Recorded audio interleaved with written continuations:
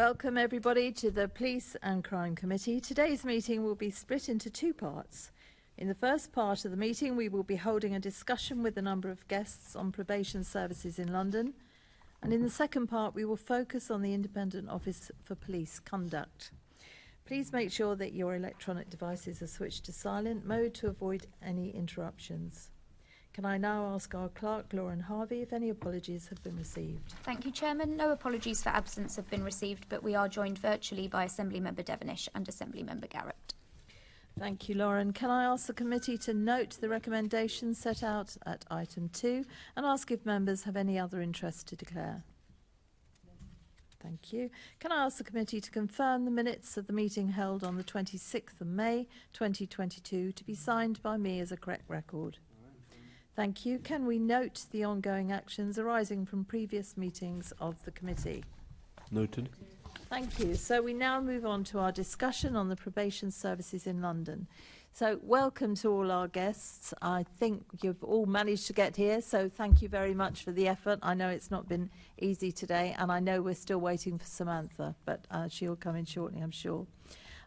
If you would like to answer one of our questions, if you indicate clearly and also remember to talk into the microphone and introduce yourself and the organisation that you're representing.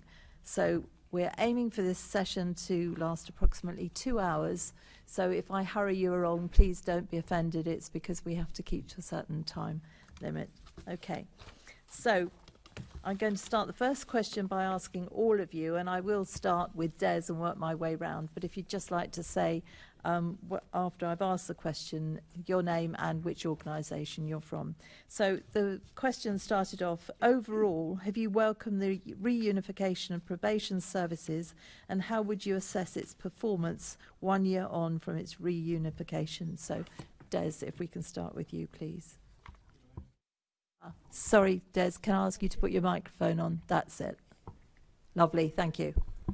Okay, yeah, my name's Dez Brown, CEO of Spark to Life. Okay, and what does Spark to Life do? So Spark to Life works with medium to high risk offenders, mostly in London, but also got contracts in Buckinghamshire. So we do detached work with youth offending services, probation, and also work in schools in the area of prevention. We are a black-led organisation. That's both the trustees and also all the workers. And so we believe that we address issues around social justice and racial justice.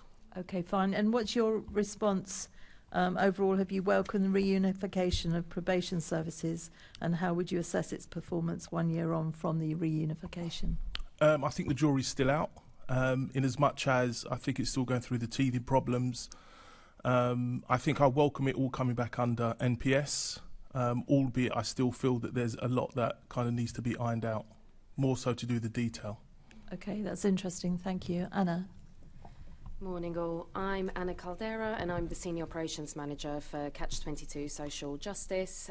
So Catch-22 offer the personal wellbeing services under the new CRS and finance, benefit and debt as well as the ACE pilot. So we support both offenders in custody and ex-offenders upon release in the rehabilitative stages of those elements. In terms of the unification model, I think we've come a very long way. Definitely, like Des said, a few teething problems that we still need to definitely work on. But it's come a long way. I think we've taken it on positively and have tried sort of our best to engage with our colleagues in probation as much as possible, which has, I mean, it's shown a positive step in comparison to a year ago. Well, that's positive. Kate. I'm Kate Paradine, CEO of Women in Prison. So we're a charity that work in London, Manchester, Surrey and other parts of the country, supporting women in prison and women in the community at risk of offending, including in South London, in Lambeth and other boroughs, as part of Mopak and partners' response to the changes that have happened recently. We really welcome the renationalisation of the probation service, and we've lobbied for that for a very long time. The privatisation should never have happened, and we've given evidence to this committee before about the consequences of that. I agree with Des and Anna, it's a really positive start in terms of the relationships between probation officers and with charities working in the sector.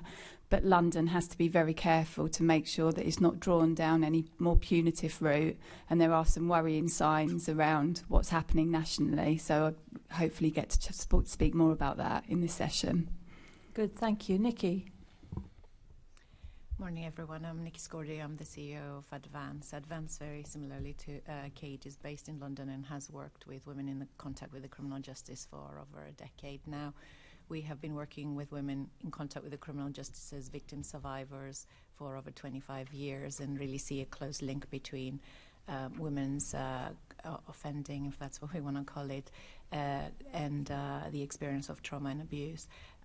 Do we welcome the reunification? Yes, we do. Similarly to what everyone has said so far, I would caution that London has been leading in many ways through initiatives like the London Blueprint for Women in Contact with the Criminal Justice over the last 4 years. And a lot of the progress that's been made through that is being put at risk currently because there's a focus towards the meeting requirements on behalf of probation conditions rather than supporting women effectively for the longer term, reducing reoffending. And that, again, I hope to speak more about it in the next questions. Okay, Philip. Brilliant. So my name's Philip. I'm the research manager for Revolving Doors. We're a criminal justice charity that seeks to break the cycle of crisis and crime. We work directly with people with lived experience who are at the centre of our work and our policy and research through peer research approaches and so on. We particularly work with the Revolving Door groups. That's people who've experienced multiple disadvantage, so a combination of homelessness, trauma, childhood abuse, domestic violence, community violence, problematic mental ill health, problematic substance use, which drives a kind of cycle of kind of repeated crisis and crime, so kind of short prison sentences which repeat over time with these root causes left unaddressed. So we were about systems change to kind of tackle these root causes to keep people out of the criminal justice system and into community sentences, which the evidence demonstrates is much more effective for people trapped in this revolving door cycle for repeated low-level offences, like petty theft, for example. In terms of reunification, we kind of it's kind of, you know, the probation services recognise kind of the downfalls and kind of the model and has made that decision, which we welcome. I think the note of caution is kind of making sure the learning from the CRC model is taken forward. I think there's a lot of positive steps that were kind of embedded in the model, particularly around peer engagement roles, where lived experience was kind of more central to that model, and they helped to develop relationships and kind of change perceptions of probation by people on supervision, by building relationships, understanding issues, and helping to intervene and build relationships. So I think with that caution that this is still a learning phase and still kind of still a development phase, that learning still needs to be continued and kind of integrated into the probation service model. Thank you. Monique. Good morning, everybody. Thank you for having me. My name is Monique and I'm Head of Delivery at Switchback. We are a through-the-gate resettlement organisation. We have been around for 14 years and we work with young men aged 18 to 30 leaving prison and returning to London.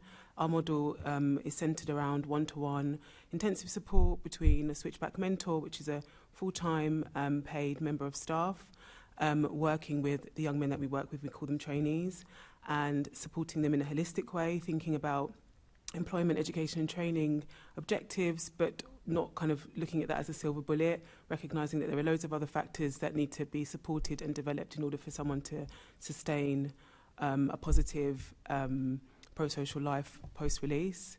I think like everybody else here, like we also welcome the reunification, but there are still some issues in terms of caseloads for probation officers, training and support for probation officers. Kind of when we saw that model, the operational model, we were really hopeful about kind of like key working and motivational interviewing and training for probation officers, but I don't think that's been realised yet. Okay, thank you. And finally, I think she's online, Mathray, I hope I've said that right, Rajesh Kumar. Mathray, would you like to say anything? Hi, I hope everyone can hear me. Yes, we can, thank you. Hi, everyone. Maithray Rajesh Kumar, Head of Policy at Action for Race Equality and Equal. Apologies, I I couldn't make it in to see you all in person, but good to be here. Action for Race Equality is a national umbrella organisation working for race equality across the country. We're working for over 30 years. We are a Black, Asian, minority-led organisation.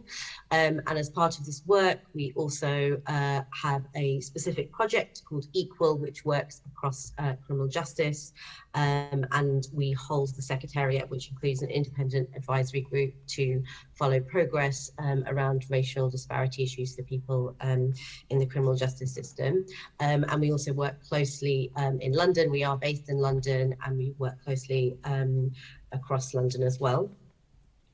We also support the reunification, but also remain cautious at this kind of early stage. We see some welcome steps around addressing racial inequality, but see that a lot more needs to be done, and look forward to discussing this in more detail. Oh, and what about the unification? It's a year in. Are you semi-positive, as everybody else seems to be? Yes, sorry, yes. Also support that. Definitely semi-positive. Echo that, you know, we think it's a really positive move, and that privatisation was not the answer. So we definitely support the move. Right, well, that's a good start, isn't it? At least we seem to be going in the right direction, and my colleagues will know who to address their questions to. So thank you all for telling us exactly where you're coming from and how you're helping the community, for which we're very grateful. Both the London CRS and the NPS were graded as requiring improvement, which I'm sure you all sadly would be aware of, in their final inspection reports in 2019. So what are you expecting from the first inspections of the PDUs in London later this year? Now, I'm assuming you're going to say some good and some bad. Would anybody like to say anything specific other than some good and some bad? Is there anything that you think that will be flagged up to us that we need to be of concern? If not, we'll move on to other questions, but I don't know if any of you are concerned of an area. Kate? Yeah, so I would say that this has been a massive change for probation staff and for everyone involved. So inevitably there have been a lot more than teething troubles. So they've introduced a whole new IT system, and we've basically been rebuilding the whole system. So I would expect that to be reflected in a report, and I think that should be taken account of in terms of the providers, but also probation staff, because this has been a complete upturning of what had been put in place with privatisation. So I think that's a really important thing to understand, and we can maybe speak later about some of the specifics around the teething troubles and the changes that we've all had to adjust to. Yes, thank you, because we're happy. That's what we're here for. We want to hear the good and the bad bits. Niki?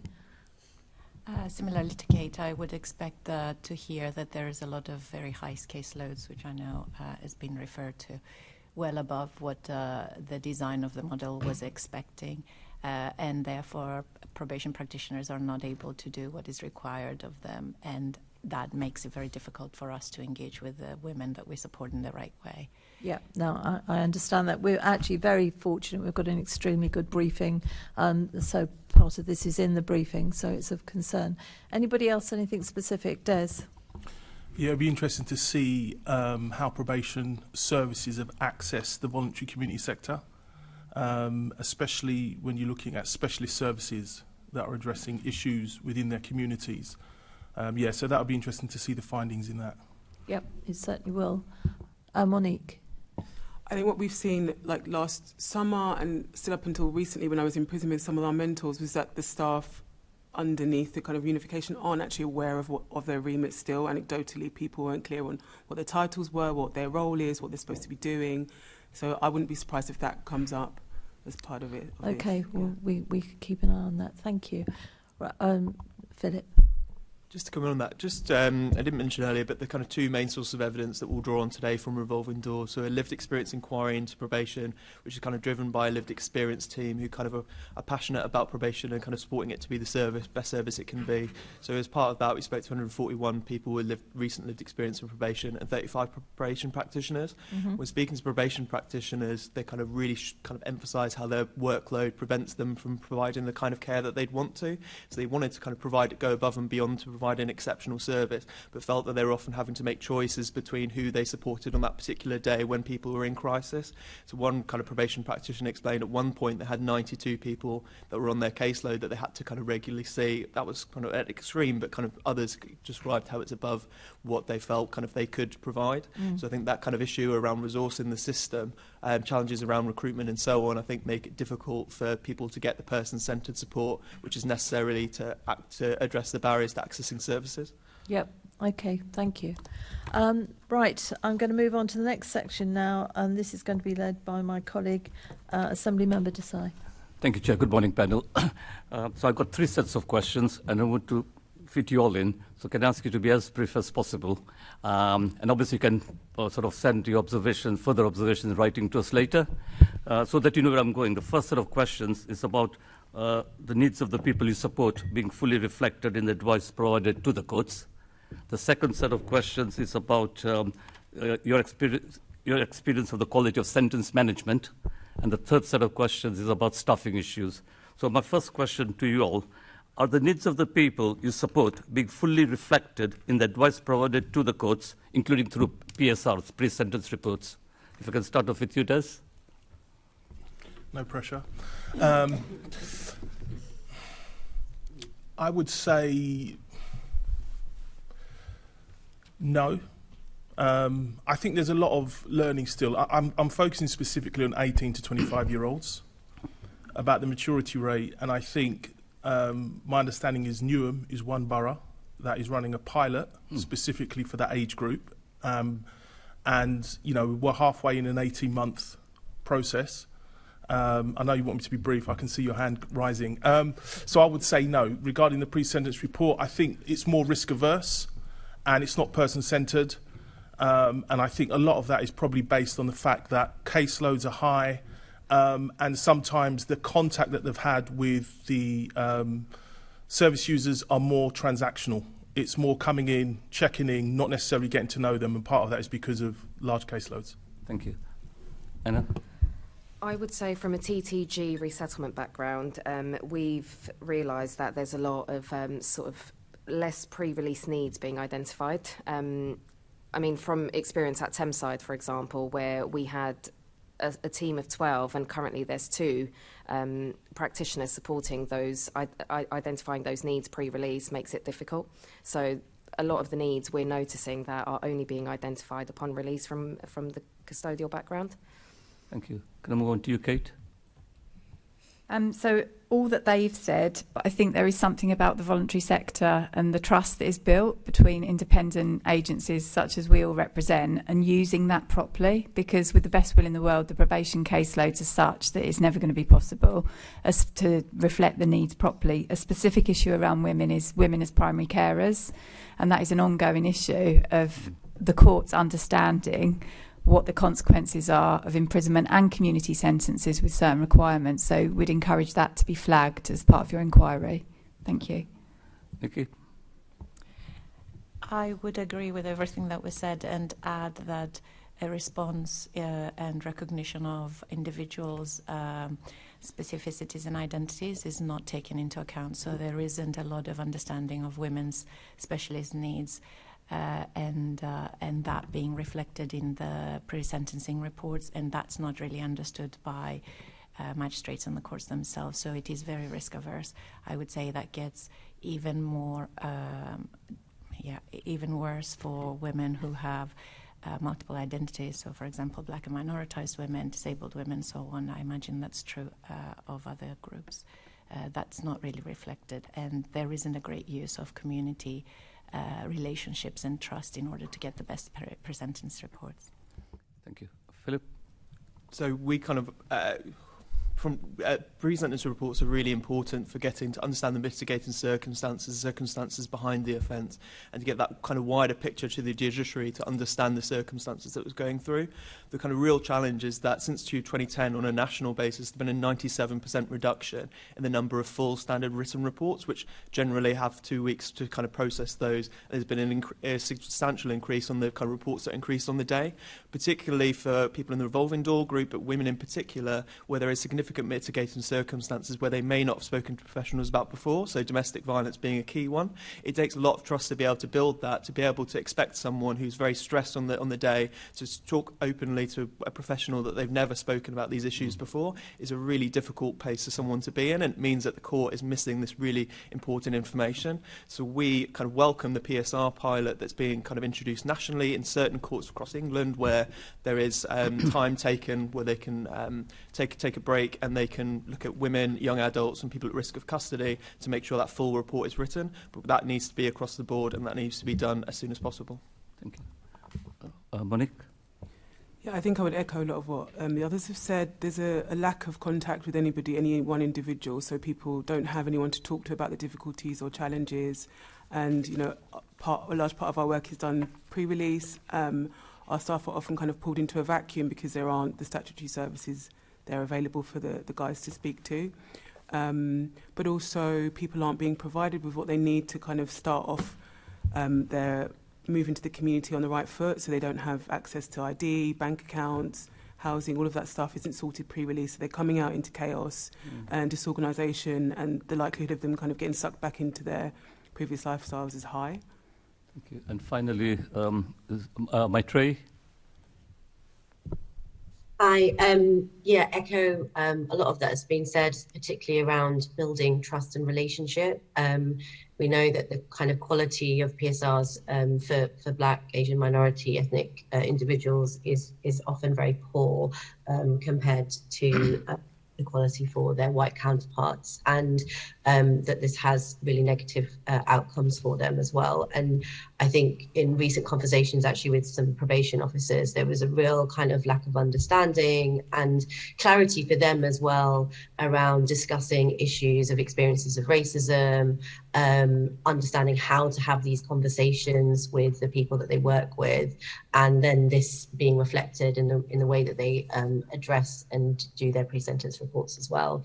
And welcome the pilots, but I think that it doesn't really seem to be there's going to be a formal evaluation, and particularly not looking at kind of race equality issues as well. So this is a little bit of a concern for us. Thank you. So my second set of questions, and if I can start off with you, on the other side with you, Monique. So you've got some time to think. So it's basically about your experience of the quality of sentence management following reunification. And in particular, is the London Probation Service using unpaid work programs, structured interventions, and accredited programs effectively? I think this comes back to like their caseloads and the pressure there are a lot of brilliant probation officers, I kind of want to say that. But I think the system as it is, the pressure that's put on them, the size of their caseloads mean that actually they're just trying to get by, and they don't even have the time to kind of put people forward for the things that they might need. And so we have to be quite proactive as an organisation to kind of push and kind of get kind of build referrals that from our side. I don't think they have the time to do that, if I'm honest. Okay. Philip? Both people with lived experience and probation practitioners recognise the central importance of the relationship to kind of supporting rehabilitation and kind of supporting people to access the services that are needed. Kind of one of the things we've found where the kind of people probation was described as going above and beyond was when they directly call different agencies like the housing office and so on, and kind of directly address some of the barriers and helped people to access the support that they're entitled to. That wasn't happening across the board because of these kind of caseloads and the kind of short appointments. The other related issue is kind of this issue around trust. We heard a lot of issues around the perception of how probation is seen as kind of, if I was to talk about I'm struggling with this issue, particularly if you're a woman and you may have kind of children and you're worried about enforcement action by child services, for example. If you were to saying that I'm having a bit of a difficult time, I need to access some support, their fear was that they'd be immediately recalled rather than offered support and offered kind of support accessing services. So that kind of issue, I think, really limits the kind of engagement of people from probation into probation and limits how much probation is able to help. So that kind of changing that perception is really important. As mentioned earlier, peer engagement workers can help do that. In the East Midlands, through the RRP, which is the CRC, they had a Transition and Hope course, which is a lived experience induction into probation, where people who have been on probation kind of challenge myths about probation and helped people to build that kind of link and rebuild that trust in probation and try to change that culture from within with probation. So I think those kind of lived experience initiatives are crucial to changing this perception. Thank you. Niki? I would echo everything that was said and add that one of the things we achieved in London over the last 5 years was that we developed two streams of work, one that was working with women on probation with probation practitioners, and the other was a service that was much longer, much more focused on higher and complex needs of women. And to be honest, 65% of the women that engage with or in contact with the criminal justice system and on probation have more than 4 needs, and that puts them in the higher level. We had some really fantastic learnings and results from that, and really developed relationships whereby women were being supported in the community to reinforce the work that was being done by probation practitioners. And that was under privatization, but as well as NPS, a lot of that is beginning to be lost. And part of that is because we had probation practitioners that were very dedicated to women's caseloads and understood and were specialists. That specialism has disappeared and is being difficult to be found.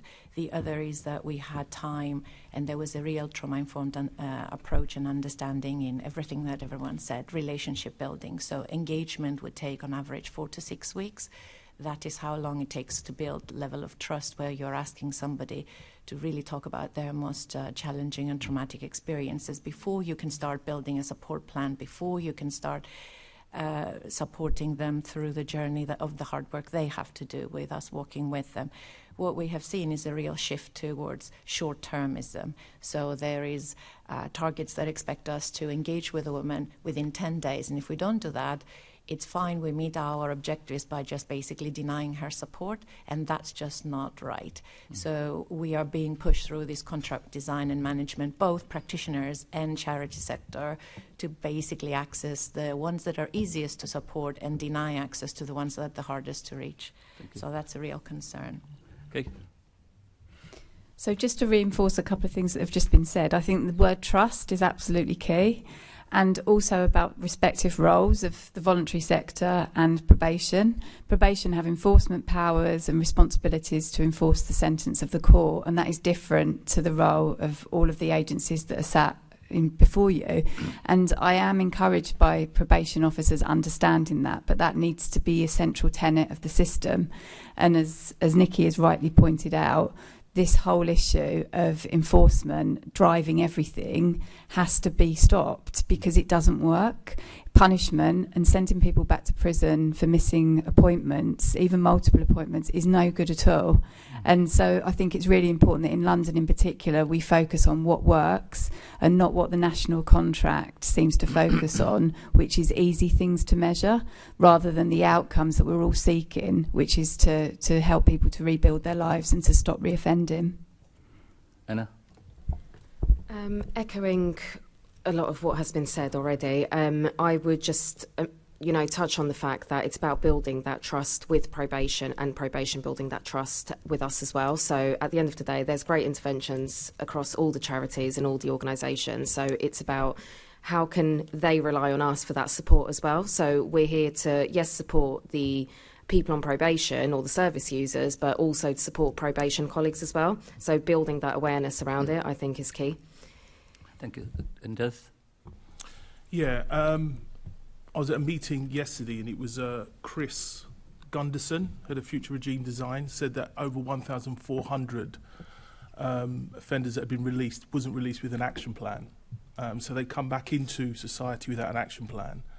And I do think that there's a real need for that relationship, especially when you're working with medium to high risk offenders. I was at another meeting last week in the House of Commons around youth violence, and a researcher said it takes 18 months to build a good, strong, healthy relationship that can change someone. That we're talking about now, medium to high risk individuals that are quite entrenched in violence, for want of a better term. So I do feel that there's a real need, when you're looking at things like ETE, you can't just give a young adult a direction to say, go and do this, and if you don't, then it's marked against you. There's issues around lack of confidence. They'll project an image that they are secure, etc. But actually, a lot of them will need support for some the first time to even go to an interview or to get a job. So I think it's really important that the voluntary sector is recognising their role in doing that, because they can take them to that place. It's about journey travelled, not just the hard outcomes. It's about the soft outcomes, looking at that, measuring that, and realising actually, if you're going to journey with someone, it can't be transactional. It has to be person-centred. It has to be relational, and it has to be with a trauma-informed approach. Maitreyi? Yes, I think just really reinforcing that, the importance of that relationship building, and that it takes a long time and is difficult to kind of measure or to report back on. But also, I think, for the cohort of people that we work with, really echo, it's so much more than employment. It's about kind of education. It's around support, and also working with a lot of particularly young people who haven't been in employment before, also supporting them through experience of racism that they might encounter in the workplace, and what that is like, and how triggering that can be as well, is something that we would really advocate the kind of specialist buy and for organisations that are led by Black, Asian, Muslim organisations who really recognise the specific barriers that individuals face as well. Yeah, thank you. So my final question, and I suspect I can guess the answer, but it's about staffing issues. And Monique talked about caseload pressures. But if I start off with you, Niki, and a yes/no answer will suffice, because I think I've only got a few minutes left in terms of my section. In your opinion, is the London Probation Service now sufficiently staffed, and is there an over-reliance on agency staff in the probation service at present? So no, it's not sufficiently staffed, and that's affecting us as well. So I think we are facing the same challenges probation is, and that's a double whammy for the service users we try to support. And agency staff over-reliance? Yes? No? Too much reliance on agency staff. Kate, if I can come to you. No. No, fine. Great answer. Philip? Yeah, as the caseload's much too high, probation practitioners feel they can't provide the role that they'd like to, and kind of the issues, kind of there is resource there, issues with the recruitment, kind of being able to provide the kind of care they want to, I think would help to support that. Thank you. Monique? No. Oh, fine. Anna? No. No. Dez? No. Excuse me, no. Okay. And Maitreyi? Maitreyi? No. Great. No. Okay. Thanks. Chair, I've still got 2 minutes left in this section, but I'll leave it at that. You fabulous timekeeping, all of you. Thank you very much. Thank you. Very quickly, I'd see Assembly Member Devenish has his hand up. Really quickly, Tony, to keep into time. Thank you, Chair. My question's for the gentleman that came up with the 1,400 offenders without an action plan have been released. Is that a London figure, please, or is it a national figure? And can you give any context in terms of what percentage that is, please?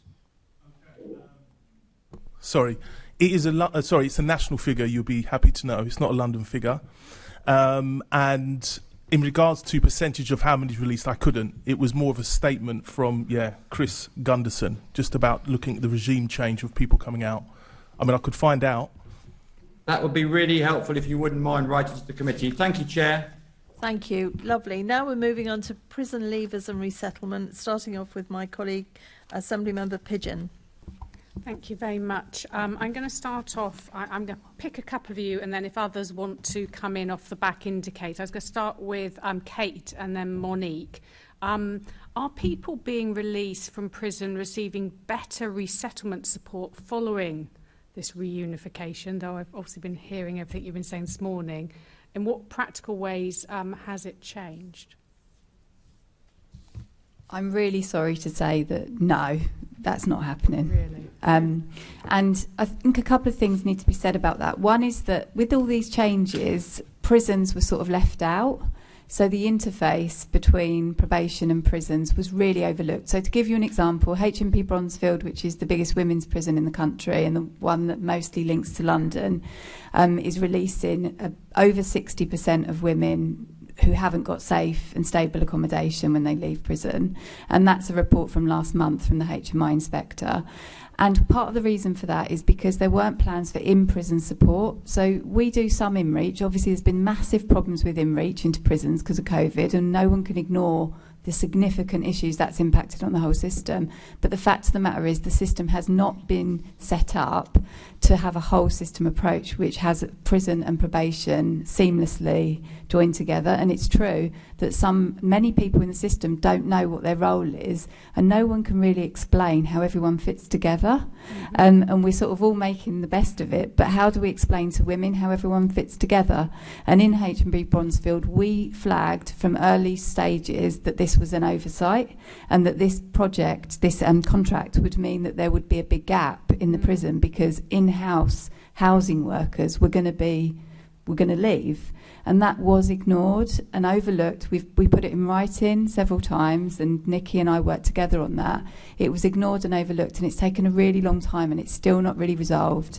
So I'm sorry to say that the answer to that is pretty grim, and it needs to be addressed really, really urgently. And you touched on there COVID, and obviously COVID will have had an impact, and I know probation services have been operating on this exceptional delivery model until I think January of this year even. Do you think COVID's also a factor in all of this, not just yet again a reorganisation, or is it just, as you say, areas they've just been ignored? Well, I mean, you cannot overstate what a terrible impact it's had on everything. But particularly prisons, think about it. They've been pretty much in lockdown for 2 years, more or less. I mean, there have been little signs of, recovery. But actually, to do a massive change like this in normal times would have been an absolute nightmare. But to do it in these times has been horrific for people. And I read some research that's been done about the traumatising impact on probation staff and others of this change happening during the middle of everything else. I'm not saying it shouldn't have happened. What I'm saying is we should bear that in mind and sort of be sympathetic to that. Yes. Monique, do you want to come in on those questions? Yeah, I do. I think, again, like Kate said, and like I said earlier, like the shift was quite disorientating for staff, and people didn't know what they were doing or where they were at, which is obviously not great for the guys and the men and women leaving prison. I think one thing, thinking about COVID, that actually, there was a flexibility in our ability to work with probation in the way that we weren't able to before, where, they had more flexibility to kind of work with us directly. We had a statutory contract with the MPS for the first time ever, and we had a referral partnership that ironically was shut down because of the dynamic framework. But generally know that the resettlement support isn't better. So that's really worrying. We some of us did a visit a few years ago to a women's prison, and actually chatting to one of the women there had reoffended the day they'd come out because they had nowhere to go, and that was the safest thing for them to do. And that just says that the whole system's failing, and I kind of had hoped things would have changed, but it sounds to me it's the same, if not worse. Does anyone else? Niki, you want to come in? Just to say that actually referrals from the prisons have gone up. So what the system has done is really encourage prisons to engage with community services. So before we would get, I'll give you numbers, out of 1,000 women that we support in a year in London, we would probably get about 10 or 20 referrals from prison. We are now getting 40, up to 40 a month. So engagement in terms of referring. But what Kate is saying and Monique is that what the approach has been is we can't deal with it. We haven't staffed it in the prisons, and therefore we'll just, what it feels like sometimes, dump it onto the charities and expect them to pick up the pieces. And that means that women are coming out without support plans.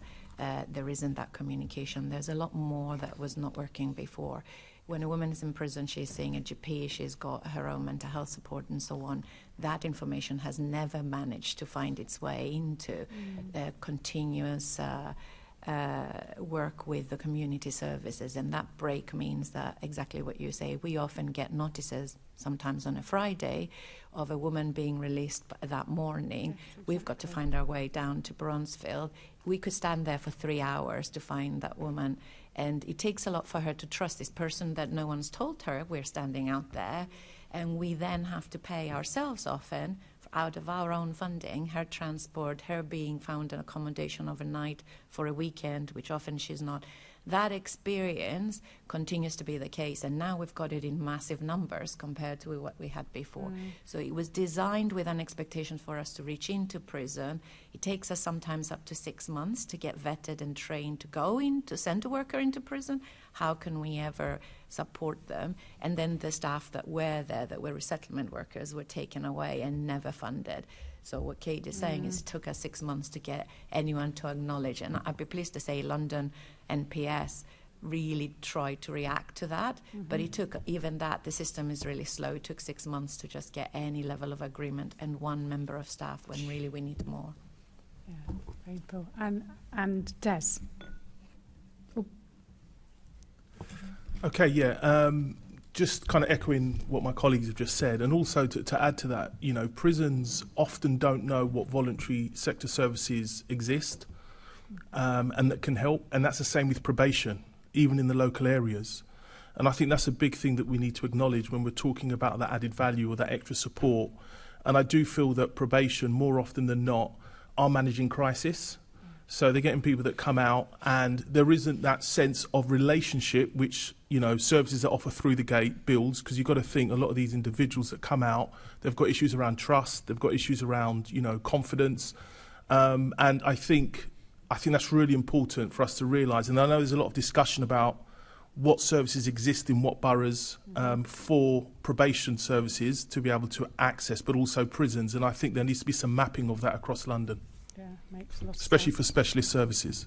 Absolutely, absolutely. And Anna, had you indicated, and then Yes, so just a bit of an example. So for our personal wellbeing services, we offer a social inclusion element, which means we are to carry out appointments pre-release whilst they're still in custody to build those relationships again. And what we're noticing is a lot of barriers, to be fair, to accessing the prisons. We are being asked to book social visits, which shouldn't be the case. You know, going back and forth within those initial stages of that assessment coming through to us and referral, and we're really failing on the service user because we have to push back on the referral and say, you know, we can't access the prison, so we can't see you. And, you know, touching on one of the points made, how they will be released and possibly don't want to have any sort of contact with us because they don't even know who we are. So that's the barriers that we see. Thank you. Very helpful. Back to you, Chair. Thank you. Now, the next question is to be done by Assemblymember Prince. Assemblymember Prince is passionate around homeless issues, and his questions were to St Mungo's. Do you have anything? You can't ask those to St Mungo's. Have you got another question for anybody else? I was just going to pick up on what Thank Des you. was saying, if that's all right, very quickly. Des, I'm just wondering about the relationship between the prison and the voluntary sector. I'm working on a project but I can't go into detail on, but do you feel that once the offender leaves the prison, that's like the end of the relationship between that offender and the prison, and what are your views on that?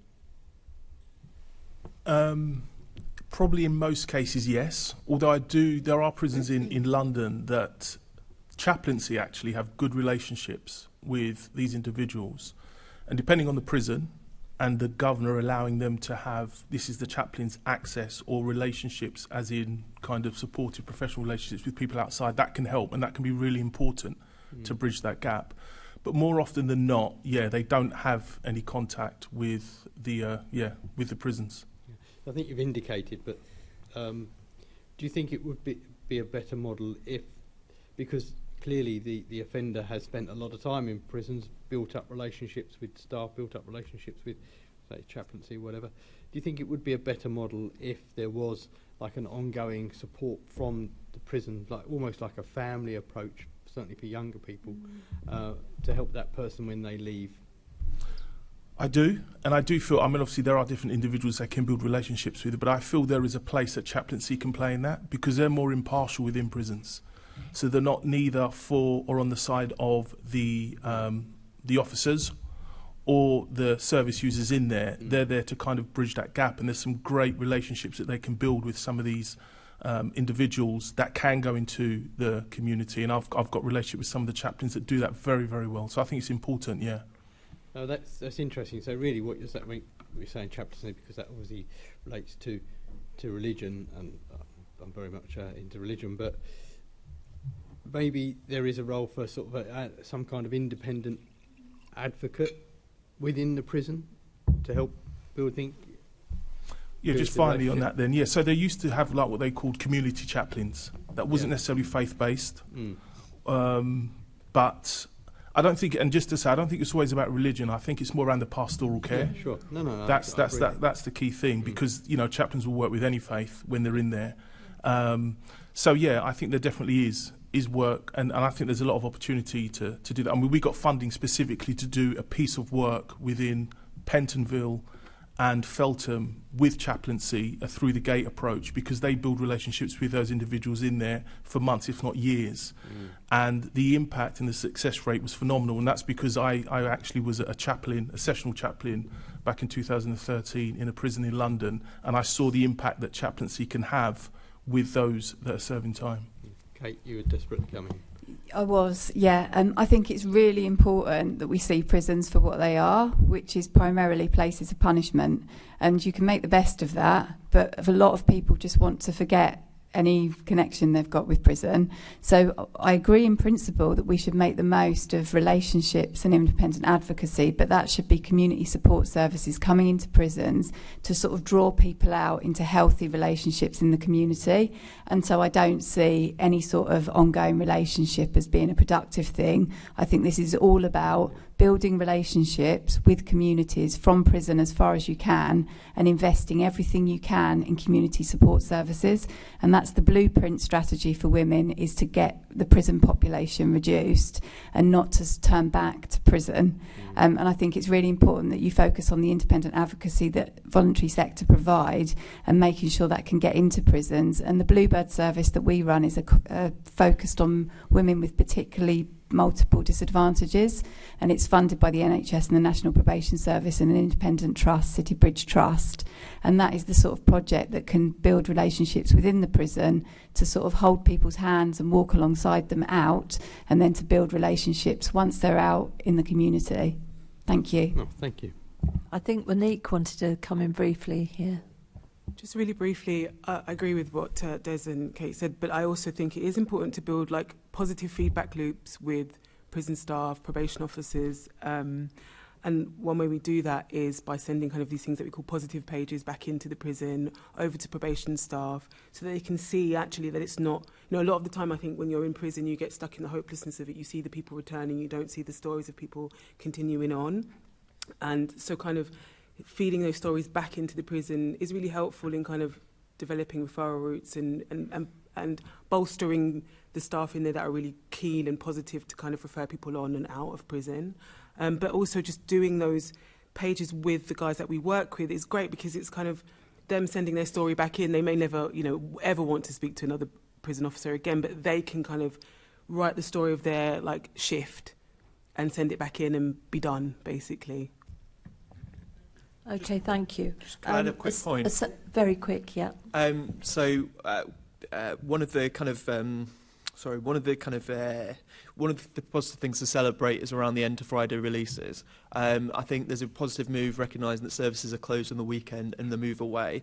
We kind of advocate that should be across everyone in prison regardless of the offence, because the issues are still going to affect them regardless of someone's circumstances. I think one of the main kind of issues that we have been hearing is that communication with probation happens too late, or with little time to build that relationship. So in the kind of a few days or maybe weeks before that sentence, that communication starts, where we really see it being transformative when that communication starts. And it could be something simple as writing letters, getting to know someone, understanding what their ambitions are, what their strengths are, and how they can support them in the community.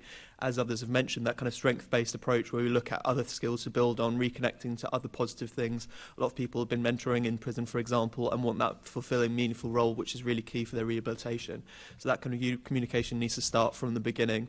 The other kind of point is around transitions, and one of the real challenges is if you are lucky enough to access mental health support in prisons. If you're on a short sentence, that's very unlikely. We've had examples where people have been given their first mental health assessments weeks after they've been released or months after they've been released from prison. But if people are accessing that, that is building a relationship with a professional, and it may be then someone who you no longer see, then there's a real kind of gap in terms of accessing services back into the community. So the scheme of NHS Reconnect, which has peer support kind of being explored as part of the model, is really important to kind of make sure those transitions are managed better. Okay, lovely, thank you. What we will do is write to St Mungo's, because we haven't heard from Samantha Cowie. She's probably stuck on a train, poor thing, somewhere. So we will ask our questions to her, because they're very important questions, and I know the whole committee wanted to hear about them. Moving on now to Assembly Member Moema. Thank you. Some of my questions were to St Mungo's, so I'll redirect a few, if that's okay. And in particular, if it's okay, to Kate, Dez, Monique and Niki, though obviously others very welcome to respond. And it's just about the balancing of particularly women leaving prison or who are in prison on short sentences, and what the impact is of those short sentences on their living circumstances when they come out. I don't know how you feel, or what's your experience of working with local authorities to make sure that they get the support that they need when they come out, because obviously if you're away for 6 months you lose your flat, and that will have an impact on your family and so on. So I just wondered if you could. A massive point. I think one of the things that we've been saying, Kate said it earlier, is that women go into prison for very short periods of time for very low-level offences, actually much more so than men do. So there is a much harsher punishment to women, and prison is punishment. It's disruptive to their life, it's disruptive to their children. Not only do they lose their flat, but they then lose their children. They don't have their children when they come out, so they aren't able to get a flat to accommodate their children, and that separation can become permanent sometimes. We don't even know how many women and how many children have been taken into care because of their mother's imprisonment. Nobody in social care teams collects that data. We did a really big piece of research about 2.5 years ago that we actually presented at the previous City Hall with the Mayor's team and local authorities, and social care teams very clearly pointed out that yes, they weren't aware, nor did they ask what the link was between women's imprisonment and separation. So homelessness is a massive issue in London, and it's a massive issue everywhere. We hear cases, and I can give you examples of women being told when they're released, you should have known better, you shouldn't have offended, so therefore you're not a vulnerable individual. That same woman might also be a domestic abuse survivor, so depending on the label the system gives her, she gets a very different treatment and is punished. She's also told that because she offended, her children deserve better, and therefore not only is she not given accommodation, but she is given little hope to be able to turn her life around. A lot of our work goes into supporting those women, not only to find accommodation with their local authorities, but keep that accommodation, develop the skills and emotional well-being for them to sustain that. I think one of the challenges for London is that it's done a much better job of investing in women who've experienced domestic abuse. The statutory duty currently, the GLA has funded a lot of activities, not only in refuges, but also in supporting housing in the community, and we're delivering a massive project as we speak as a domestic abuse charity. But if I look at the women who are in the criminal justice system, unless we can identify domestic abuse that's active and puts them on a high risk, they're denied that same support, and yet they are some of the most vulnerable women in our community. And all that does is, I'm sure as Philip will say, is that revolving door. So we are setting women up to fail again and again and again. And we made the point earlier about we're doing that even while they're in prison because we're not able to work with them and ensure that. So our staff and our funding is stretched time and time again. We can't even find hardship funding within our commissioning arrangements. We have to go out and look for it ourselves. Women come out of prison with no phone sometimes, no knowledge of who to contact, and really have a choice between going back to often an unsafe relationship or an unsafe environment or sleeping on the street. And that's just unacceptable. And local authorities will often do it's not my problem, you should go to this borough or that borough. So we often spend months on end, sometimes years, going from borough to borough to borough, trying to justify why that woman should get support. So there's a lot that we could be doing much better, not only to find accommodation for women, but to support them to maintain it and reunify families that have been broken up. In my opinion, as Kate I'm sure will say, short sentences don't work, and therefore they should never have been sent into prison. But if we're going to do that, we better do a better job when they come out. Could I come in? Yeah. Just really quickly, because it is quite doom and gloom picture that we have, but there is also massive hope in London because London has invested significantly in women's services. And I'll just pick on one borough, which is Lambeth, which has the Beth Centre and has invested in specialist support for people leaving prison, not just women, in terms of housing support, organisations like Housing for Women that do provide solutions. But those really do depend on us not imprisoning people and not making things worse. So I think there is just something about this new system we have of probation services, working with the courts and sentencers to make sure that we stop short sentences and we focus on dealing with the root causes of offending and helping women to support and men to tackle those and to address the problems that brought them into the criminal justice system in the first place. And I think overall the message is one of hope, and if we carry on investing, we can change the things that Niki's described that we see all the time. One short follow-up. Oh, yes, go ahead. Yeah, I wouldn't want to sit here and say I'm a specialist in working with, or our organisation, especially in working with females. But what I would say, I think it's that whole challenge between punishment versus rehabilitation.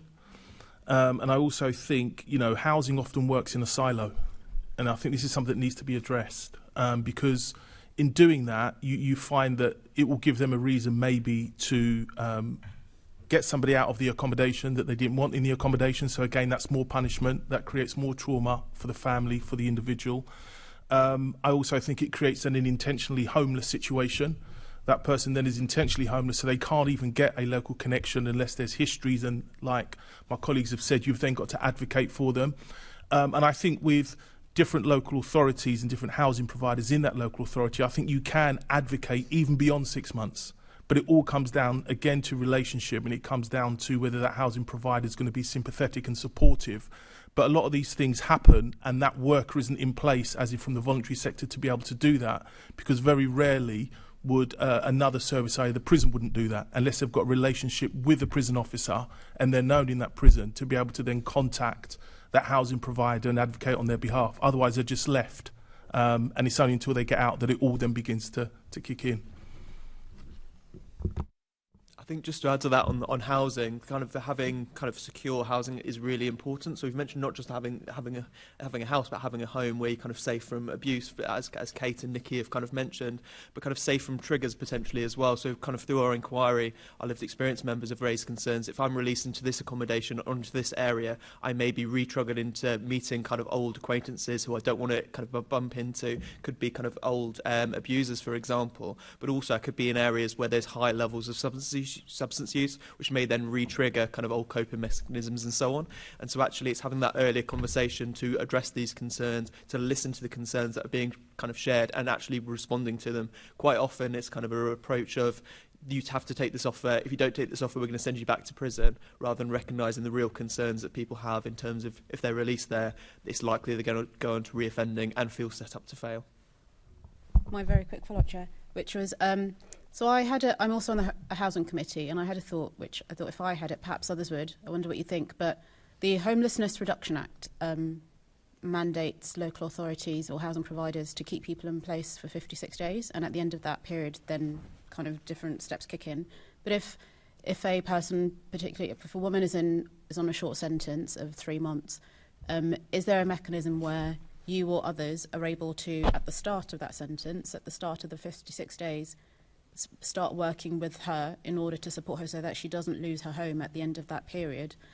Because I just wonder what happens to that person at the end of that. And it's off the back of a conversation with the London Prisons Mission talking about HMP Bronzefield and replacing Holloway, which is in my constituency. So lots of people are returning to my constituency. I wonder if that is something which exists, and if it doesn't, why it doesn't, I don't know. You might know better than me. It doesn't exist because services are disconnected and the journey for the woman is disconnected. So the probation works differently to the prison, even though they're under the same, and local authorities work differently, and local authorities have different roles. And also services like us are disconnected. So the positive thing about women is that there is now a Pan-London service. There has been a Pan-London service for over a year. And between our two organisations and an alliance actually of women's organisations, there are 10 of us, we have come together and have been delivering services that are much more joined up. The difficulty that we have is that there isn't a clear connection between a woman who is, let's say, on probation, is then recalled, goes back into prison, comes back out, and we don't work with her before her sentencing. We have had a small pilot that again is a great initiative in behalf of London in terms of diverting women, and when we've done that, actually we've been able to maintain women's relationships, women's community connections, and actually keep them out of prison by getting them to a community support like our Women's Centre, and we have one in Islington, so very well versed with that area because that's within our remit. And I think Islington's done a good job of really focusing on that and building that response.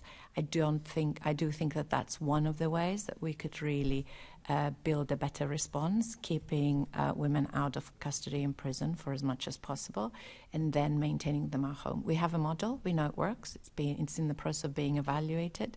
We've seen amazing results, and we've seen reoffending rates half, but it needs to be invested. And right now, it's being de-invested rather than invested. So there are solutions out there. We just need to take an active approach.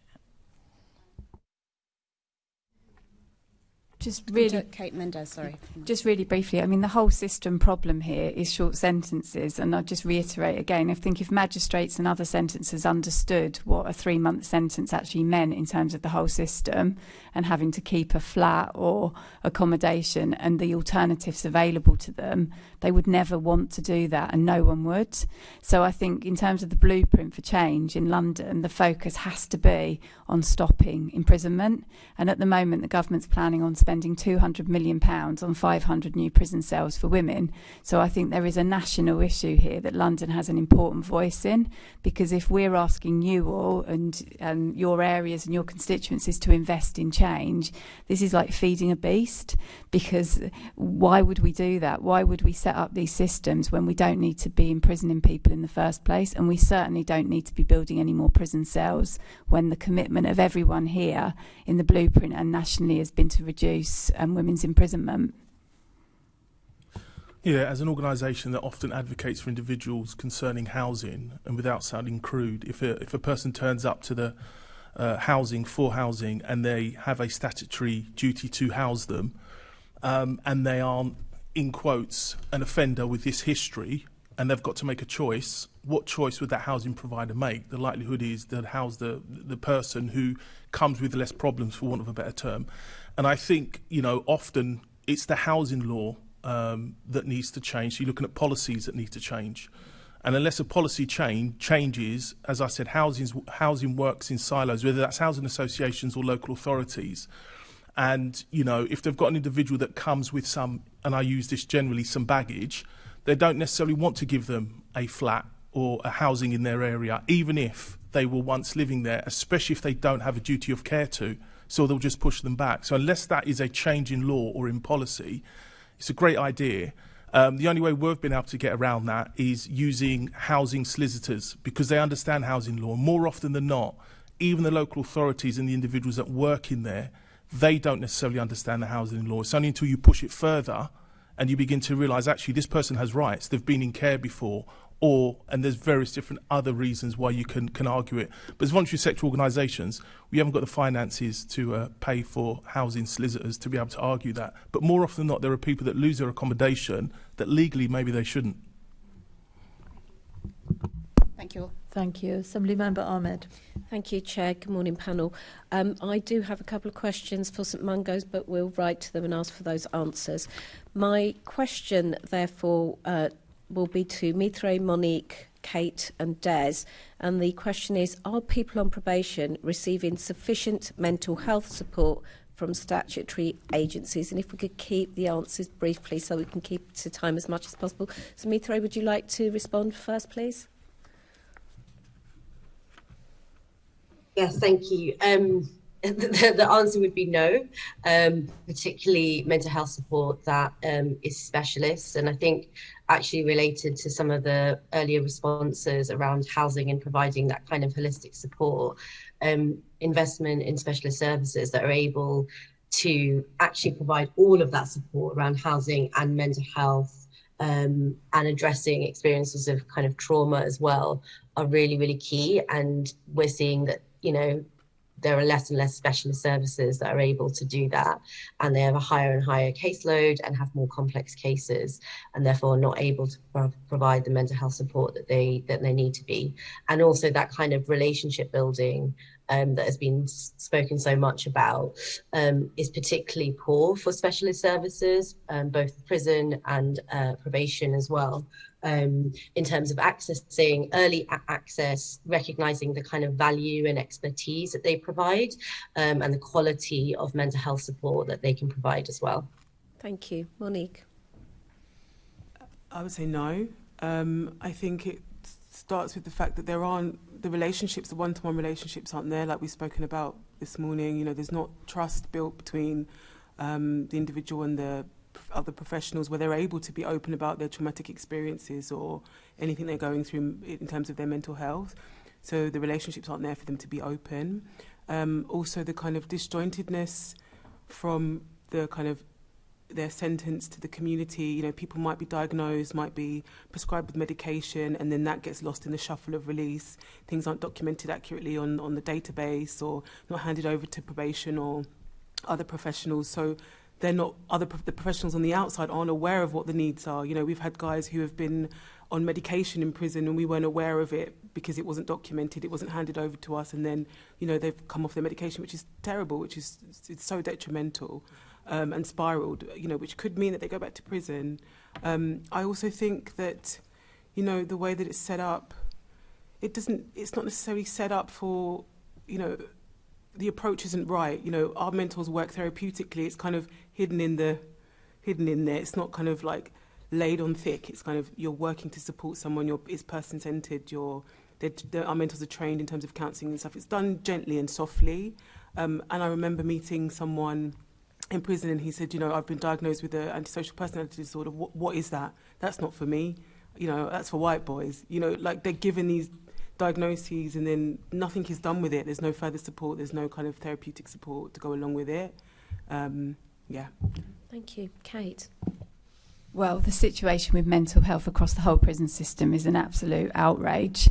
Last month, the HMI Prisons Inspectorate reported on Bronzefield, which is the largest women's prison. It found 86 women were in that prison with acute mental health problems, purely because there were not community-based acute mental health facilities. And that is absolutely scandalous. And it is routine, and it's true for men and it's true for women. And I think there is something to be said for focusing on the community lack rather than what you do in prison. But if we assume that this dysfunctional system is there, then we have to think about how we support people in prison, and everything is harder there. So particularly accessing medication it's a known issue to be a problem, and that's one of the basic ones, let alone when you get into counselling and the need for talking therapies. We've got a really small mental health through the gate project that's funded by Central North West London NHS Foundation Trust in Bronzefield, and that was identified as good practice last month by the Inspectorate. And that's just a project where you provide support that's independent within the prison, and then you support someone for 3 months into the community.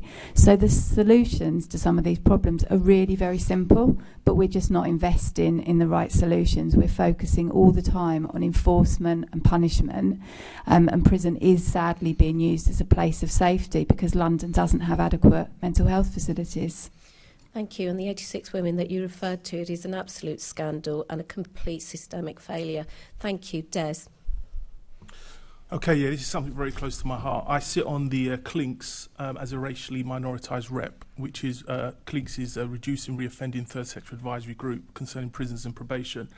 There's a paper done in August 2017 by NACRO, CLINKS and Race Equality Foundation looking at mental health within prisons and specifically around black, Asian, minority, ethnic individuals. In every area of the criminal justice system, they are overrepresented. But what's interesting, it says people from African Caribbean, people living in the UK have lower rates of common mental health disorders, but are 3 to 5 times more likely to be diagnosed with and admitted to hospital for schizophrenia. In general, people from black, Asian, minority ethnic groups living in the UK are more likely to be diagnosed with mental health problems, more likely to be diagnosed and admitted to hospital, more likely to experience poor outcomes for treatment, more likely to disengage from mainstream mental health services, leading to social exclusion and deterioration in the mental health. And I'll end with this. The Bradley Review of people with mental health problems or learning disabilities in the criminal justice system found that people from black, Asian, minority ethnic communities are 40% more likely than white Britons to access mental health services via a criminal justice system gateway. And I think the answer to your question is yes, prisons are definitely failing when it comes to mental health services, more so for those from black, Asian, minority ethnic backgrounds. Yeah. Thank you. And as I said before, utterly scandalous. Thank you, Chair. Can I just add one last point, a really quick one? So there's a significant issue, particularly in the Revolving Door group, of issue of dual diagnosis, where people have a co-occurring mental health need and kind of issues with drugs and alcohol. They can be denied access to both because they kind of don't meet different thresholds, or they kind of say you need to address one issue before we can help you with one. That kind of can drive entry into the criminal justice system when those are unaddressed. There are we do have the tools available to us in terms of treatment requirements, and there's kind of more work being done on kind of dual orders kind of provided through the NHS for mental health and drug and treatment. We're not using them enough to be able to tackle the root causes, and using kind of prison and short sentences where there is a lack of support in these areas. So to really address the root causes, we need to kind of make sure we get proper sentences and support to people much earlier. Briefly, Niki. I just want to add to what Philip was just saying about dual diagnosis, and also to say that that's particularly harsh for women. If you look at any of the evidence, women have 3 times as many incidents of self-harm, suicide rates, and so on in prison and in the community. And there isn't any special provision for that. I will say that there are solutions that work, and mental health isn't just about diagnosis. And if we look at the over 1,000 women who work in London, 3,000 in the UK as an organisation, 75% of those women will report a mental health need. And therefore, we're talking about the majority of these women, and the majority of them will be supported by community organizations like us in women's centres with longer-term support, where their journey is strengths-based and really focuses on giving them the ability to cope with the trauma that they've experienced in the longer term. We continually deny to understand that engaging with women who have had contact with the criminal justice system, I'm sure men too, is about that longer-term journey and that positive change. It isn't about short, sharp interventions, and it certainly isn't, as Kate said, about putting them in prison. And there are solutions that are linked to mental health professionals, but there are solutions in the community too. That's the thing that London has been working towards over the last 4 years that really leads towards that. And that's what I said at the beginning about we must make sure we don't lose that by focusing again and again on probation in the prison system, because that's the direction that obviously the HMPPS would want to go. Okay, thank you. We're going to move now to the strength of partnerships following reunification. So has anybody got any comments on, has the experience of bidding for contracts to deliver services under the new model improved, either through the London Probation Service or Mopak? Who wants to start us on? I'm coming to you, Anna. Actually, it's all on your own on the next question, so you can add it to that. So does anybody else want to answer that first, and then it's specific to Anna? Dez? I would say it's a lot harder. Under the previous kind of MTC Novo for London specifically approach, I asked the question with the MOJ, how many black-led services delivered programs with probation or prison, and they couldn't give one under MTC Novo. So there's been a big push to look at those specialist organisations across London that can work with, again, the group that is overrepresented within prisons, black, Asian, minority, ethnic groups. And so there's a big discussion about how many people could even get on the dynamic framework. And no small organisations were able to. It's very clunky. It's very hard. Even some of the large organisations found it very hard, but they can speak for themselves. But being a grassroots, small, black-led organisation, we found it very hard. It's a lot of resource. And so they're even looking now at specific funding for specialist groups, and even ring-fencing some of that funding for organisations that can work with those London boroughs in probation to work with, black, Asian, minority, ethnic individuals, because we do feel the community has a lot to offer, but yet we need to be kind of invited, involved, and around the table to be able to deliver that. Right, so it's more difficult than it used to be. Yes or no? I would say the jury's still out, because I think they're still going through various different kind of funding streams and approaches. But it's not easier. It's not easier. It's not easier. That's the question, really, Monique. I think just briefly to kind of agree with Des, like the resources, the call on kind of finances and administrative time to kind of get onto the dynamic framework was just too much for us as a small organisation. Incredibly awkward. Whether or not it's better or worse than it was before, I haven't been close enough to that to know, but I know that it's definitely been difficult recently. But I think also the kind of segmentation of it into those service categories really kind of forced us out, because we're a holistic organisation. We couldn't fit into any of those categories. We'd have to shave whole parts of ourselves off, so we didn't fit. Have you fed that in to anybody? Fed that back? I'm sure we would have done, yeah. Okay. Philip, you had your hand up, and then I kind of also just want to kind of share that people with lived experience can play a significant role in kind of supporting probation, in frontline roles, and kind of supporting decision making. So it's really positive that in London's probation's reducing reoffending plan, they want to develop a people on probation forum, which I think is a real positive step in the right direction. It is really important though, and to kind of appreciate kind of scrutiny, kind of when you speak to London probation, about the diversity of that panel, to hear from young adults, to hear from women, to hear from black, Asian, and Muslim people on probation, to understand those experiences and building those relationships. But bidding for contracts that's the question. Has the experience for bidding for contracts to deliver the services improved? In this area, I think EPOP is a positive step in the right direction, and there's a London team based on that with lived experience at the core. I think our only concern kind of about people lived experience kind of going into these kind of roles in some of these contracts is the vetting processes can kind of prevent and exclude people from going for these. Okay, Kate.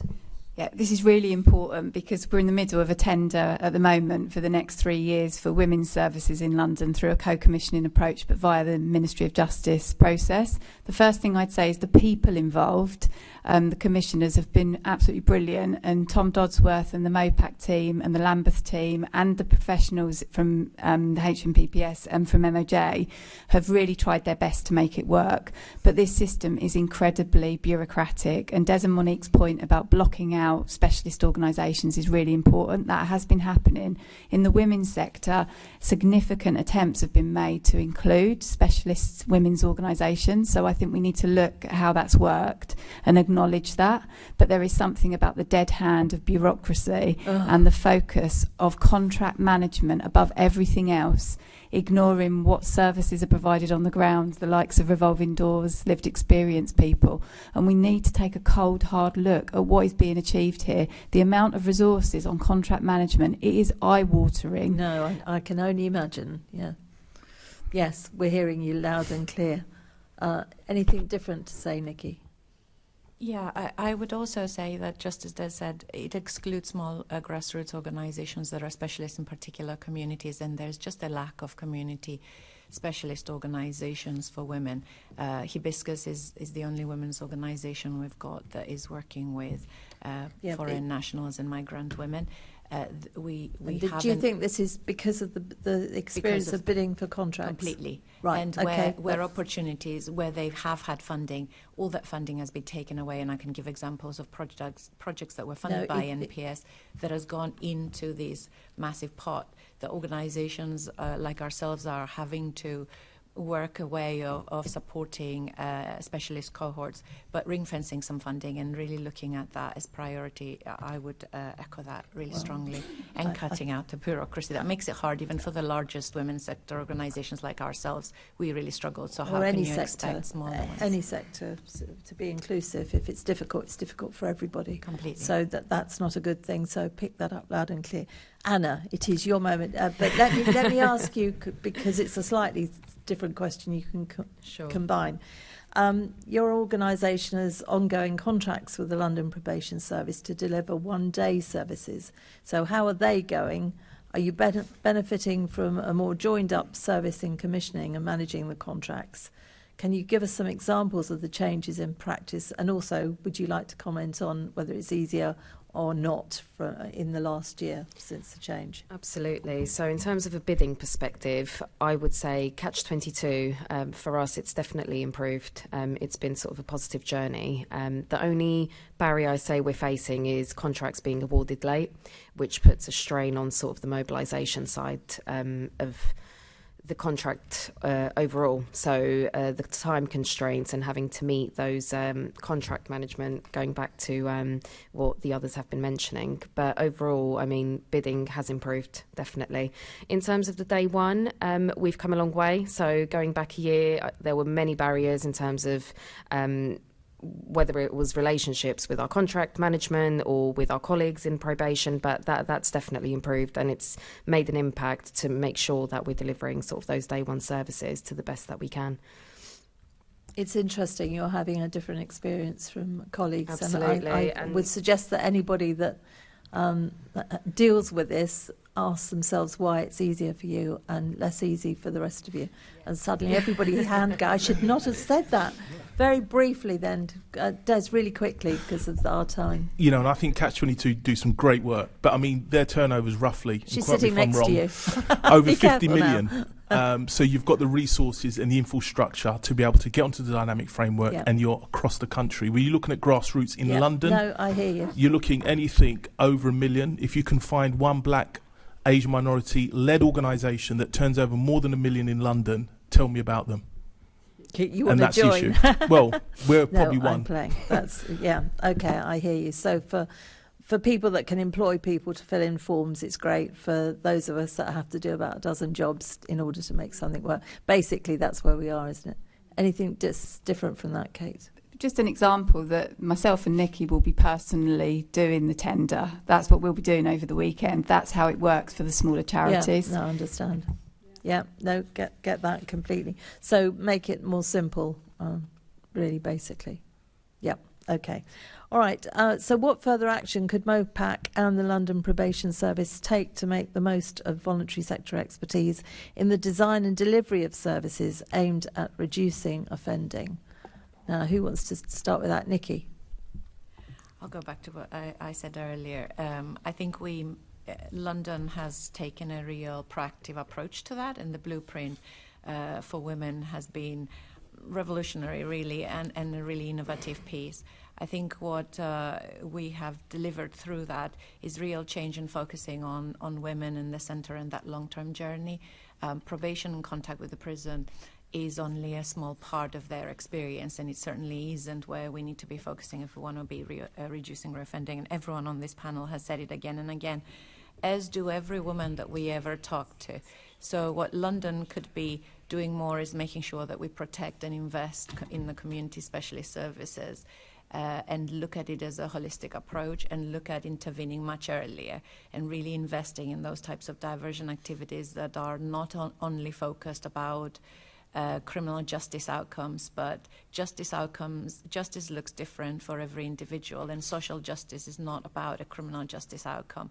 And that's what London could be doing, really invest in their social infrastructure and in their community responses, and continue to focus on that, despite the push towards management of what we never would call offenders, but are really women with a lot of needs and a lot of circumstances that we all deal with, but just unfortunate a journey to get them to a place we rather would never have got. Okay, fine. Before I bring in Kate, Mathray, I'm really sorry. Somebody's just told me you had your hand up. You're right behind other people, so I can't see you. Would you like to come in and answer anything? Yeah, sorry, no worries. Appreciate it's difficult managing these hybrid meetings. Is actually just on the previous point, if that's okay. Really, yes, no, that's fine. Please do. Yeah, I just really wanted to echo what Des said in terms of size, but also I think building that relationship with the specialist sector, particularly with small organisations.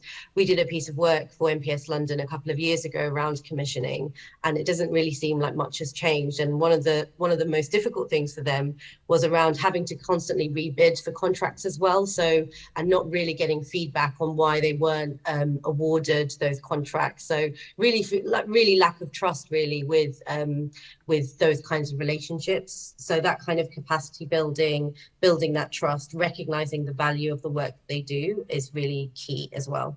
Okay, thank you for that, and apologies, it's difficult to see you. Going back to Kate on what more Mopak could do.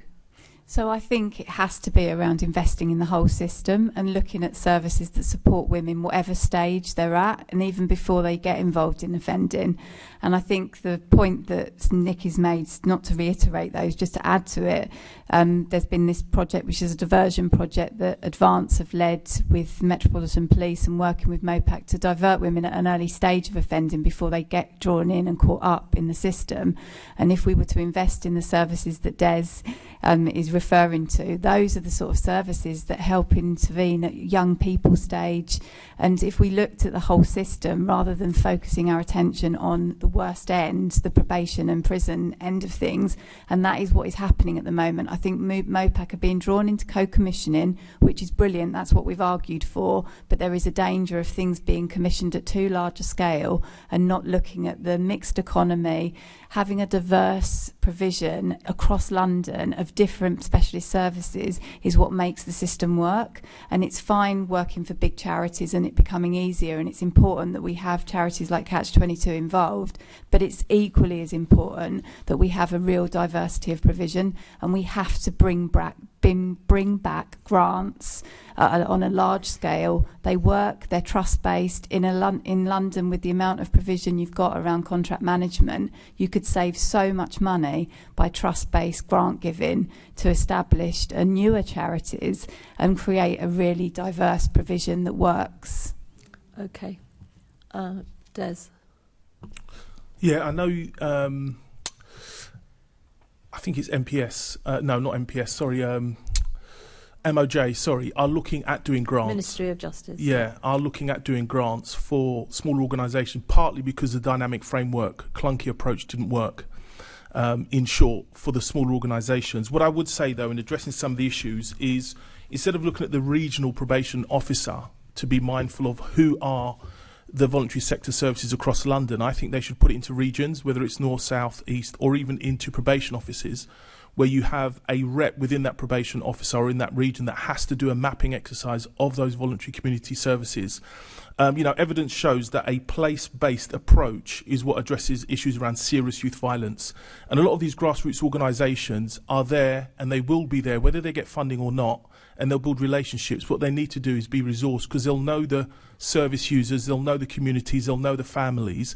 And I think if evidence shows that a place-based approach works and probation is in those areas, they need to just do a mapping of what those services are, get a directory and begin to have conversations around them applying for grants based on, obviously, they've got, and they do their due diligence, so they're fit for purpose. But I think that's the way to address issues when you're looking at crime within an area and across London. Okay, well, let's hope people are listening that need to be. Anybody got anything different? No? So there's greater opportunities to really listen and learn from people with lived experience who've been through the system, who best understand some of the challenges and how things could be improved. So I think there's through this kind of on this table and other organisations that work directly in a meaningful and safe way with people with lived experience, there's more opportunities for probation to work with organisations and particular groups to then be able to understand how can we support these groups better. Okay, thank you. Right, okay, we're moving on to our last section, which is supporting different cohorts of people in probation in London, and that's going to be started by my colleague, Assembly Member Russell. Thank you, Chair. So yes, this section is looking at supporting different cohorts of people on probation in London, and I'm going to start with Niki and Kate.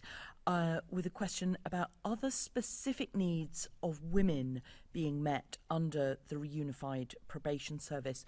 And could you also address gender diverse and disabled people as well? And my colleague, Dr. Sahota, will be coming on with questions about black and minority ethnic needs within the probation service afterwards. So the positive is that originally when the reunification was being proposed, there was no intention to have a cohort that was specific for women. And with our working with the Ministry of Justice and others influencing and really making them, helping them understand that a holistic approach is what was needed, we avoided what I think Monique was describing, which is a system that was broken up into individual needs, and that is certainly not what women need. So the positive is that, yes, there is a holistic approach that looks at the whole person, that enables organizations like us to work with the whole person. And that's been a really positive move. That was not necessarily the case prior to reunification, although London led on that in any case. The issue remains that there isn't really a specific, for example, need identified on the system in the way that probation records and reviews needs that is linked to women's gender-based violence against women and girls. So there is no question about your experiences of domestic abuse, your experiences of sexual violence. It falls under a category called families and significant others, but that could mean anything. And so actually, the system is not designed to meet the primary need of what drives women's behaviors and women's circumstances, which is their experience of violence and abuse because of their gender. So there's a massive gap in that. There isn't a response that we are expected to provide that even addresses their experiences of trauma because of them being a woman. So we've got situations where women are being placed in accommodation with men, and we know that they have experienced sexual violence and they're terrified, so they refuse to go to the accommodation. So there are gaps still in recognizing, and that's driven by the system rather than by London. So the positive, yes, we've got a holistic approach and we want to see more of that. The positive is also that London had already got ahead of it, but now it's national, it's not patchwork. This next step, and we've raised that with the Ministry of Justice again and again, is that there needs to be a redesign of what is identified as need that responds to women's needs in the system. And domestic abuse and violence against women and girls is a priority. For as long as we don't do that, we're failing them because we're not asking the right questions, so we're not resolving their needs when it comes to probation and prisons. We are asking them at local level, but the system is designed in such a way, so that's the second point, in that it's been designed for probation practitioners and prison to set the tone as to what the women's needs are. And so they will look for the most obvious and easier interventions, and therefore, and they will look at it through the lens of men, to be honest. And by that I mean is employability, accommodation. Those are the kinds of finance and debt. Those are the kinds of needs that we are being asked to address first. But that is not the best way to having effective support. And when we then talk to the woman and a whole lot of other needs come through, the system doesn't allow us to be dynamic in our response and to be building that response based on the woman. It is being led by the probation practitioner and by the system. So we then have to either stop working with her, ask for a re-referral, which might take weeks on end, or we have to carry on doing that work without being able to record it on the system, and therefore we're not rewarded, but also that is not being captured. So the points that were being earlier, it is a very clunky way of responding to individuals' needs. And so they're positive direction, really, really positive, and a strong base for us to build. Both of those points are systemic, and we need to address them to make this a really, truly gender-specific response. I'll let Kate talk about other types of issues, I'm sure. Thank you. So to start with people that are disabled, men and women, the system just doesn't account properly from a pre-sentence report stage and throughout. Obviously imprisonment in particular, and even doing community sentences are made so much harder for people with health issues or disabilities.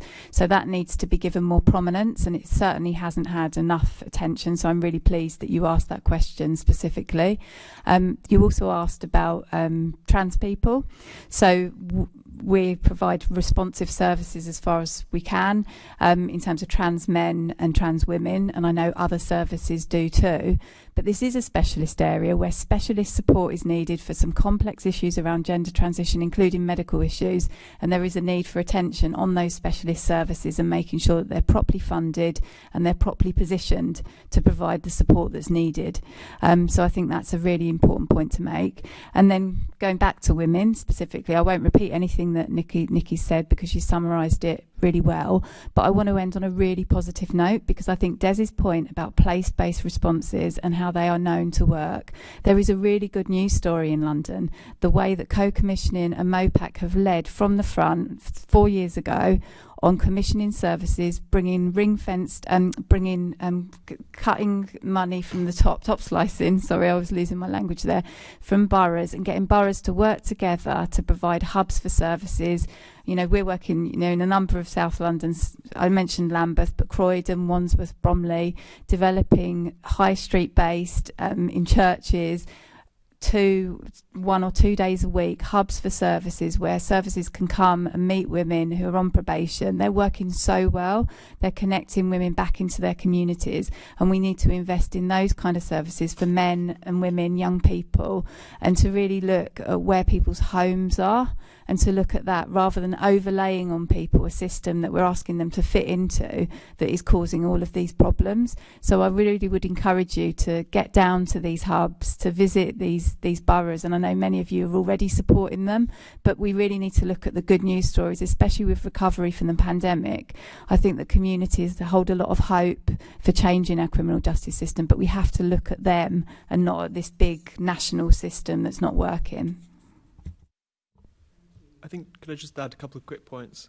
The first point is around disabilities, is recognising that a lot of people involved in the criminal justice system have experienced issues with education, with learning and writing needs, experience a high level of neurodiverse conditions, and the systems of way of accessing support through online mechanisms. There's the digital divide there, but also kind of the complicatedness of systems. That additional support is really important for probation to help address some of these barriers and understand and overcome some of them. So that additional support is needed, but not always provided. The other issue with women, but also other groups, is recognising that young adults, for example, and others likely to experience a high degree of adverse childhood experiences, which means a trauma-informed approach is really important to take. With women, as we've kind of explained, many kind of women are victims of domestic violence and a couple of other issues. There are really positive steps in other probation regional plans in terms of recognising that people under the supervision can also be victims, sometimes of more serious offences, and we need to kind of recognise that and provide services in a way to do that. In London's plan, I think they could learn from the positive steps that other other regions are taking in this area. Sorry, I just want to also highlight the NUM response actually for young women and girls in particular, and it falls under the transition, and that's a good news story because when that proposal was for a transition response, we talked with the policy team at Mopak and asked them the question, what does young people mean? And again, what is the response for young women and girls in a gender perspective? Very bravely decided to develop with us a response that was specific for young women and girls, and we opened a centre in Newham. I know Member Tessay came, thank you for that. Similarly to what everyone has said about place-based responses that are gender-specific, it is making a massive difference, and we are already oversubscribed with all of our young women and girls responses. Unfortunately, we don't have the investment that we need in that response. So bringing the violence reduction unit in, there is a new project and new funding that is really bringing young women's experience of the criminal justice together, because they're not in the criminal justice or a vogue issue. They are often, their experiences are unified, if that makes sense, and we try to silo them. So this is one of the types of projects that I would say needs massive investment, really respond to not just women over 18, but young women and girls at that transition level, and recognizing their experiences are rooted in violence and abuse, not only in their families, but particularly in families and relationships. Thank you. Yeah, that gives a really good sense of the range of need for support. So my final question is, and again is to start out with to Niki and Kate. What has been your and you have said a lot about this as we've been going along, but I'm going to ask the question anyway. What has been your experience of supporting the delivery of both the Pan-London Female Offender Service and the Blueprint for a Whole System approach to women in contact with the criminal justice system in London? And can you give us some examples of where these policies have had tangible good news results? I think overall it's been a positive experience, subject to all the other things that I've said. And I think what we're seeing is engagement from boroughs on this issue. And I think there is something about that whole engagement with your local community, which is really important. And we're seeing the referrals going up, as Niki said, which is so important for this whole system to work. So referrals going up, engagement levels of women are good generally in services like ours, and it's driving those up by building trust between referring agencies so that there is a real common understanding across London of everything that's available. And I think Dez's point about a sort of map of services, particularly specialist services like to black and minoritised women and men, but to women as well. So I think there is something about us kind of harvesting now some of that learning and that advance, and making sure we're not dragged backwards by some of the downsides of the national model. But overall, I would say it's generally positive, but we've really got to cling on to that and make sure that we stick with progress. Niki? I would agree. I mean, as I've said earlier, I think the blueprint for women in contact with the criminal justice system is unique nationally and a real beacon for the way that a system should come together. So I think that's, Mopak and Deputy Mayor and Mayor in particular leading on this have been completely innovative and revolutionised the approach. I also think the co-commissioning, so the Ministry of Justice and the Mayor's Office coming together and putting their funds and their way of working together is also unique, and London's ahead of the game there. So real examples to build a national response. The challenge is now not only bringing those local authorities, the NHS, the housing teams and so on, the GLA to the table, it is about making them work, all of us joining up and working together in a substantive way. It does come down to funding, but it also comes down to changing our structures within the various statutory systems to respond to women as a focus and not as an afterthought. So not trying to shoehorn them to what's already been designed, because it just doesn't work. I've given examples of that before. And coming to the table not only to be present and to talk about it, but to really look for solutions and to take personal responsibility. And I mean by that, each system taking responsibility. I don't see that yet. So there's good intentions, and there are some that have made more progress than others. We are around the table, but the judiciary needs to reflect on the way that we're sentencing and really challenge our thinking around that. The NHS and the mental health and clinical commissionings, and I know that that's about to change, commissioning groups really listening to us when we say there's a lack of mental health response and there's a challenge on dual diagnosis, really sitting around that table and looking for those solutions. We know what they are. The social care system, when we say you need to start recording those and you need to be working with us to make those changes, I can share with the Assembly a whole host of research pieces that are rooted in women's experiences, not us, that have those solutions that will tell you that, my mother was in care, I am in care, my child's been taken in care, there's an assumption that this is the way my life will go. It is a horrendous place to be, and if I only had the care that you're giving me now, 20 years ago, this would not be my journey. And we are, it's heartbreaking to hear those stories. So the people around the table have good intentions, but we need to be making decisions much faster and much more effectively and be braver about it, and recognizing that it's not good enough to say this is how housing works, this is how NHS works, this is how we need to be, all of us, thinking in a public health approach, and we're not there yet in London. We make really good progress, and I think we're ahead of many other places, but we have a real opportunity to build on. That's what I would be asking for. Thank you very much. Thank you, Chair. Thank you very much. Assembly Member Sahota, we've got 10 minutes left, so thank you. Good Chair. I just want to focus my first question to Mathurai Rajesh Kumari, I think who's joining us over the internet.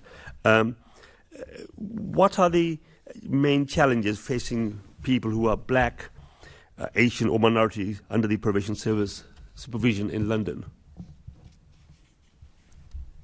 Can you hear me? Yes, heard you, sorry. Apologies, over to you. A bit of a delay. So many challenges, I think, that have already been touched upon.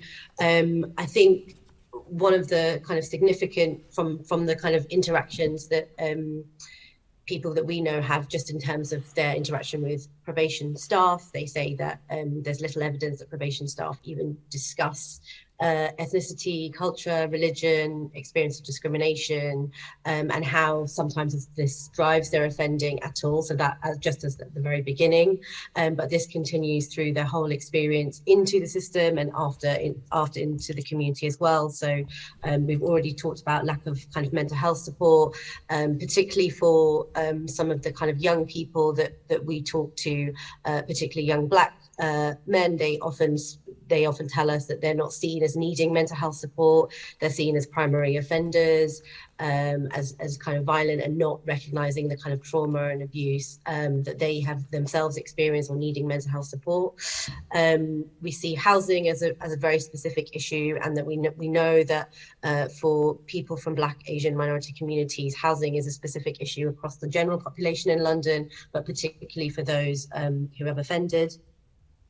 And also, I think really importantly, for a lot of the people that we speak to, going back into their communities that are in specific places, particularly in London, over police. So their continuing interaction with police in their areas. Young people particularly tell us about continuing to be stopped and searched. We hear about the gangs matrix, where 79% of those are from Black backgrounds. They talk about feeling that they haven't really been seen to do their time, that they're continuing to be punished, continuing their community community, and that their interaction with probation staff, although I have to say that there are some really excellent probation staff and we do see some really, really good practice, but that's often, you know, individual probation staff who really understand issues. And that probably leads on to, you know, need much better, effective anti-racist training for probation staff. So not just understanding kind of cultural competency and specific issues, but really understanding what drives discrimination and how this impacts on groups as well. And then I think what has been spoken about quite at length, but just want to re-emphasize real engagement and support from specialist services.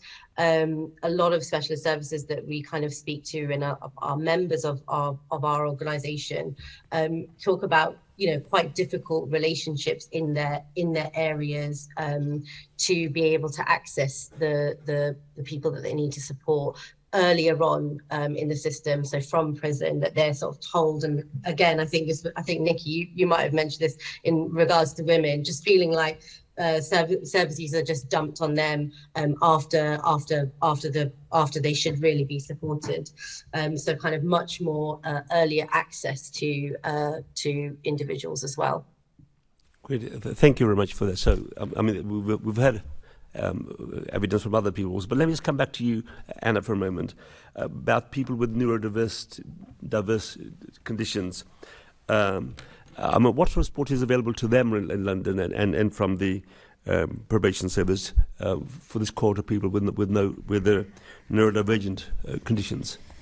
Honestly, very minimal, to be fair, from a probation perspective. In terms of the work we do, so we work a lot around the protected characteristics in different sort of aspects when a referral gets made to us. So neurodiversity is one that we cover through whether it's subject matter leads or a lot of the research that we do, specific sort of interventions that we provide. So we're doing a lot of it on our end in terms of developing the support available for neurodiversity. But in terms of probation, not a lot of support is out there.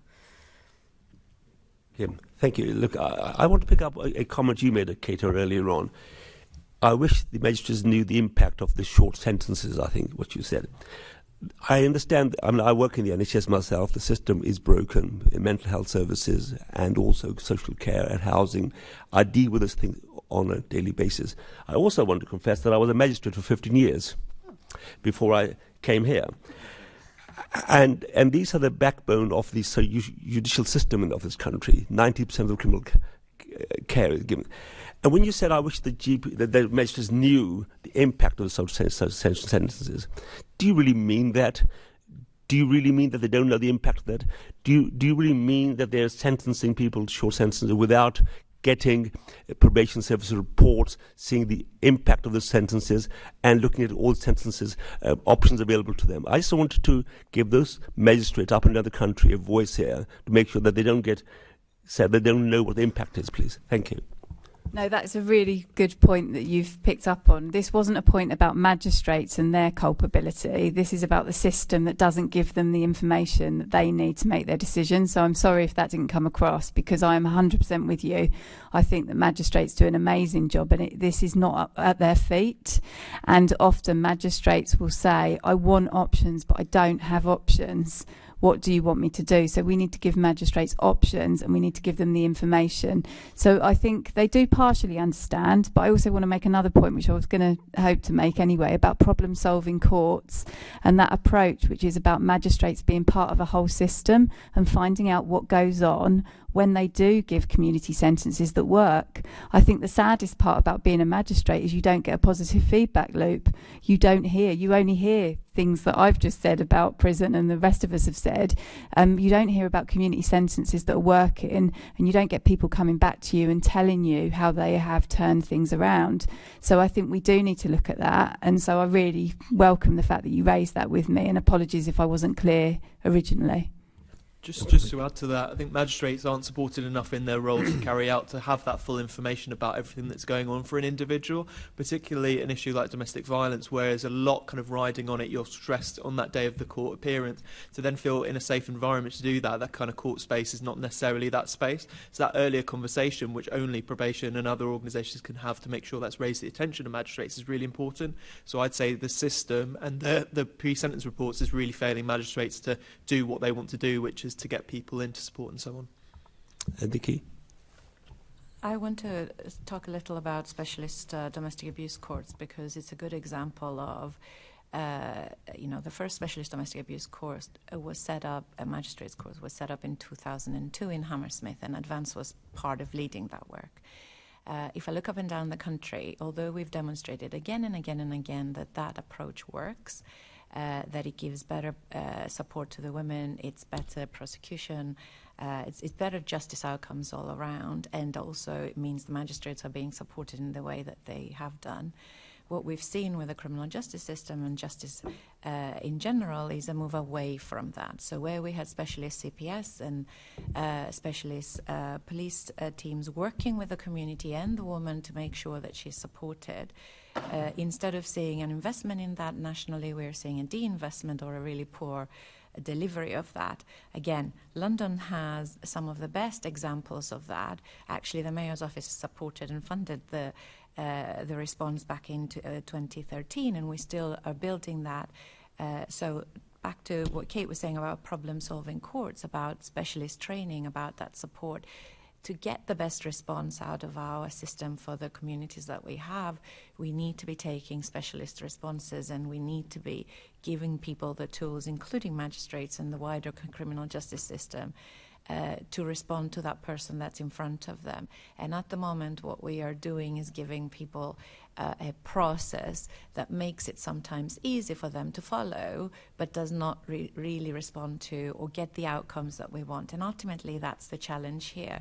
So I agree, it's not about individual magistrates or indeed whether they don't care, because they do, and we see some great examples of that.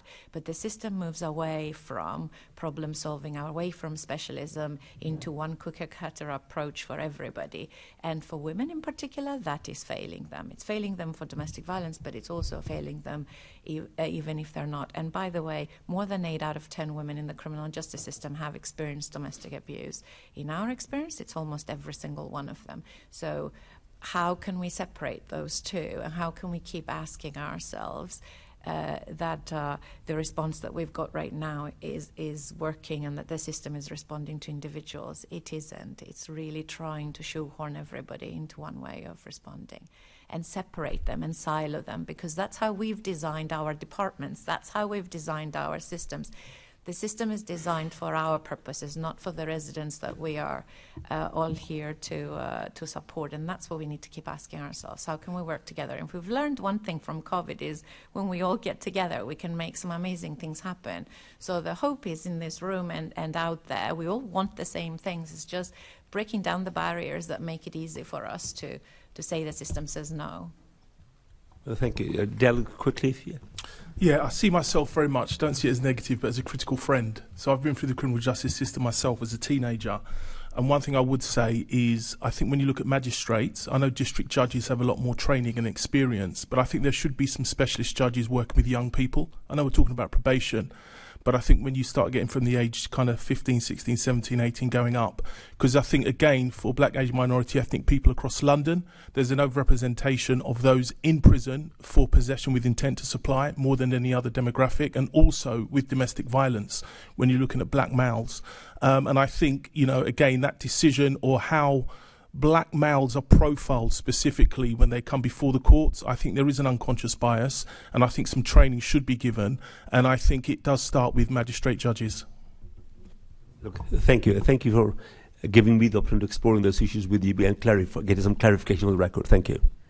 Assembly Member Miami, you've got 1 minute. If it's a long question, we'll have to ask for a written answer. No, it actually relates to what Des Okay, that's mentioned. great. Go for it. So my question was, through this evidence gathering session, I really would value your views, all of you, but particularly you've mentioned boys and men, black men in the prison system specifically.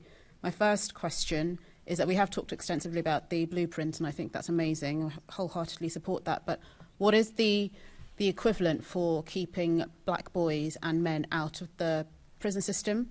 And if I were to reflect back to you as organisations in that sector, there is an issue of lack of parity of funding for black-led organisations, as has been mentioned.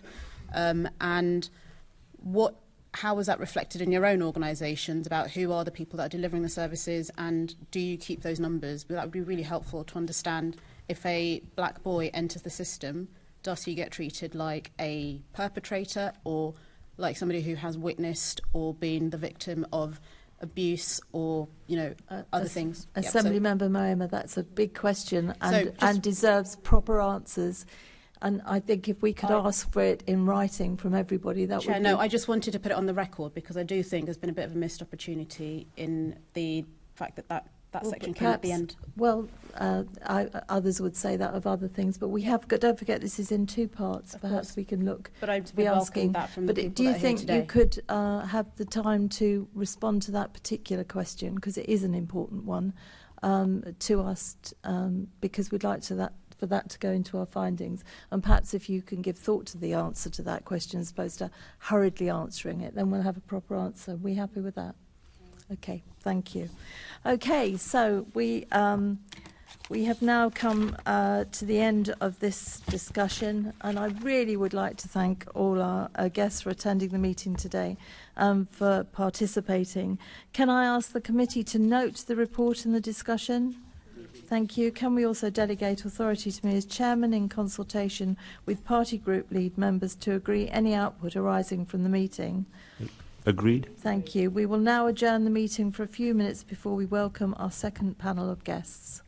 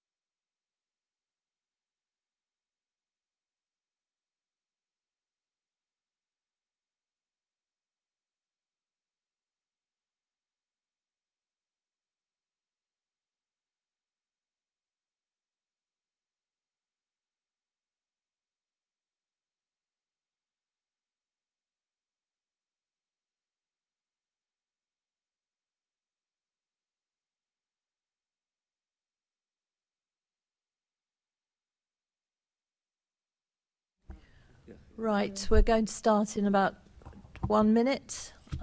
Who are we missing? Just Sam and Caroline.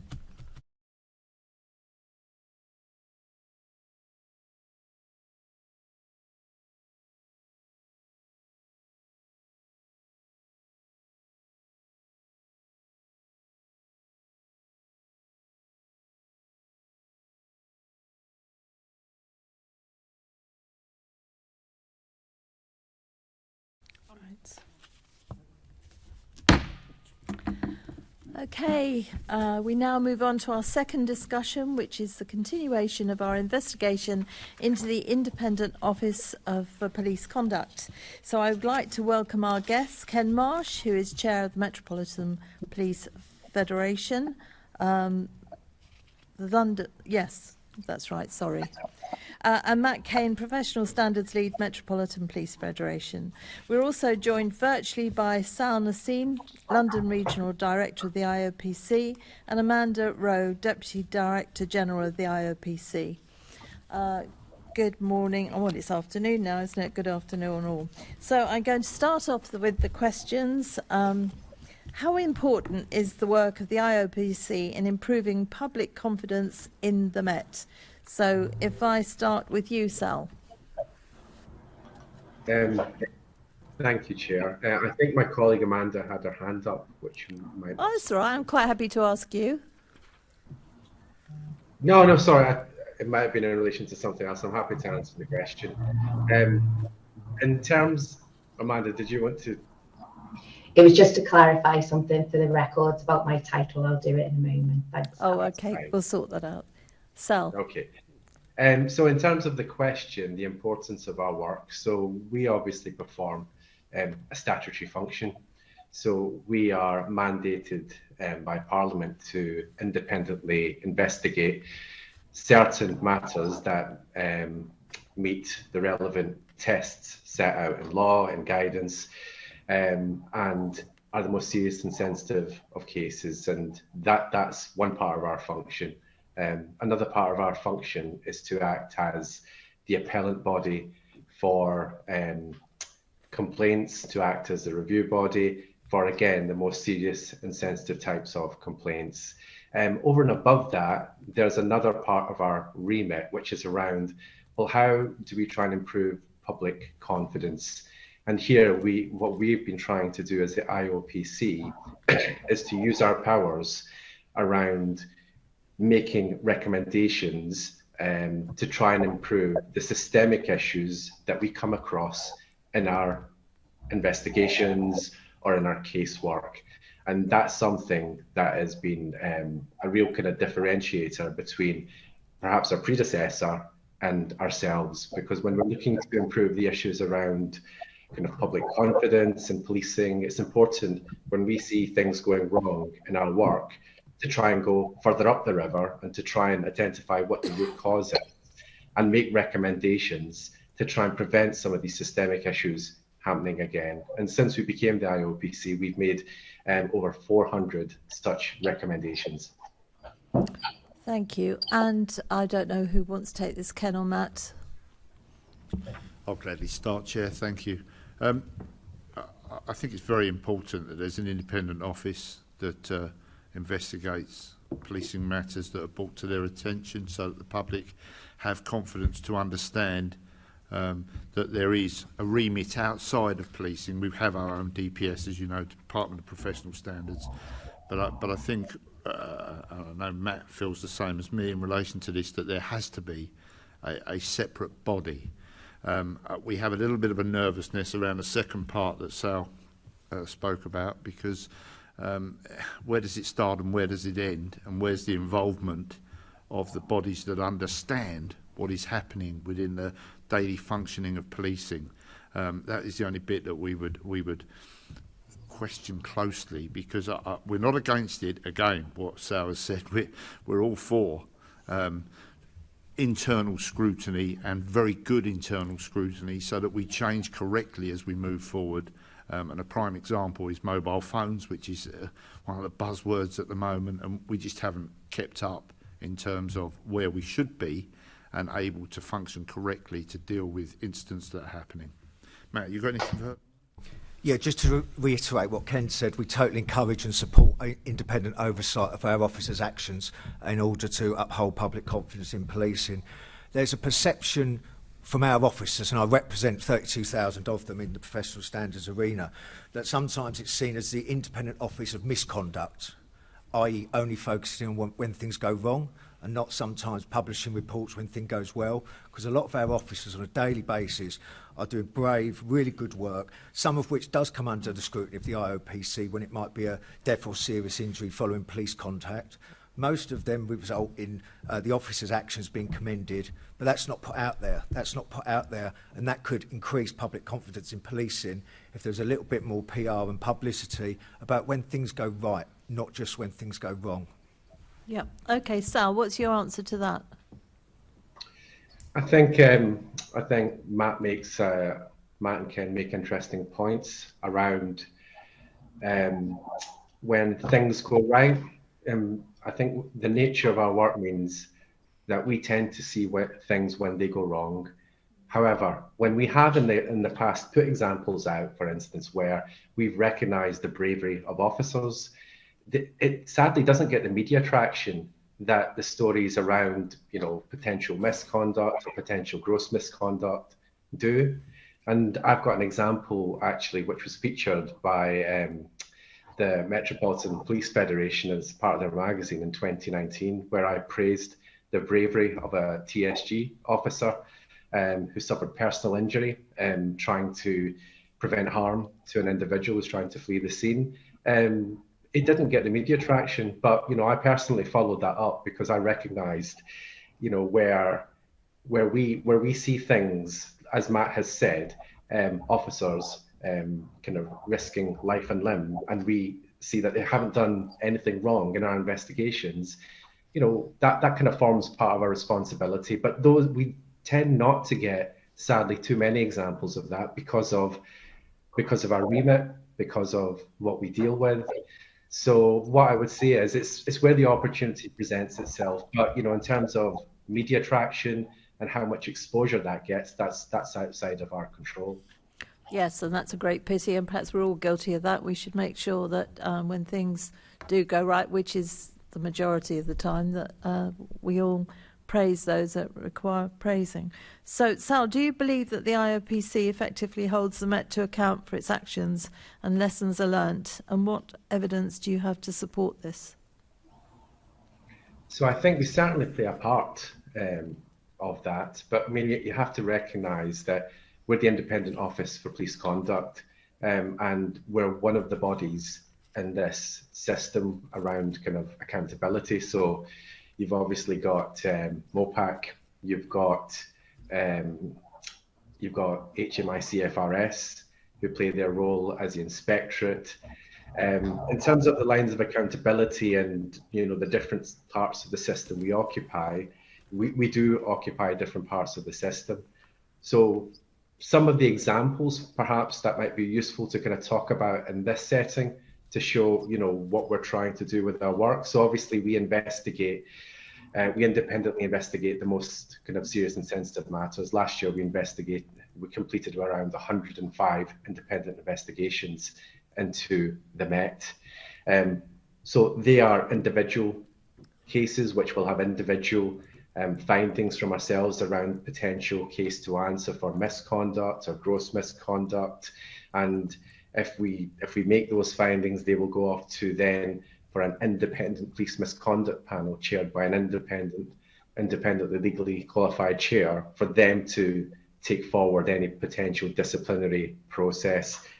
So you've got the kind of granular bit, which we will kind of work through for all these independent investigations. But what about the systemic stuff that I was speaking about earlier? How do you prevent some of these issues from happening again? So I would kind of give you two examples around that. The first one is around stop and search. And it was in 2020, we looked at a series of independent investigations featuring stop and search, where we identified a range of concerns. Here, we looked at the collective picture. We used our legal powers to make recommendations to the Met, 11 in total, to change policing practice on stop and search.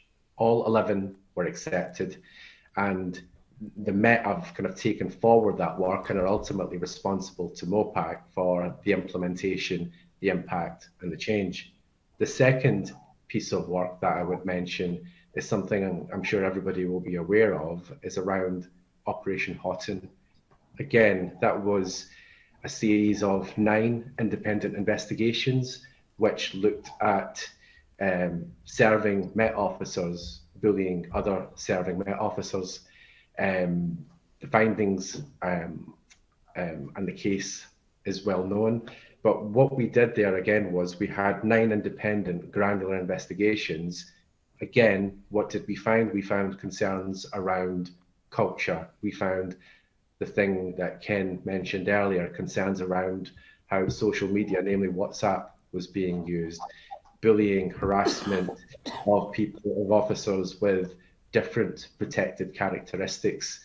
So all these issues really kind of centered in around culture. So we used our powers again, and we made 15 recommendations, which we published earlier this year, on the changes that we felt that were required in the Metropolitan Police Service to try and overcome some of the concerns that we had identified. And again, the Met accepted all 15 recommendations and published their response in setting out how they intended to take forward the concerns that we'd identified and their plan of action under each of the 15 recommendations we'd made. So in summary to your question, what I would say is that yes, we independently investigate a range of difficult things, high profile things, but what we're trying to do is we're trying to take those granular things, aggregate them up to see what the bigger picture is telling us, and to try and, as I said earlier, to go further up the river than trying to prevent the causes from happening in the first place. And we're using our legal powers around recommendations to do that. And given the recommendations, how do you make sure that the recommendations are implemented? Ultimately, the Met are responsible to Mopak for the implementation of any recommendations. And we always cite the Inspectorate, HMI-CFRS, around any recommendations we make. So there is the potential for them to kind of inspect on any recommendations we make. But so, that so you don't follow them up yourself as a body? Well, we're not the Inspectorate. We're not resourced to inspect against them. There's a different body there to inspect, and equally, in terms of accountability, the Met are accountable to Mopak for the implementation of any accepted recommendations.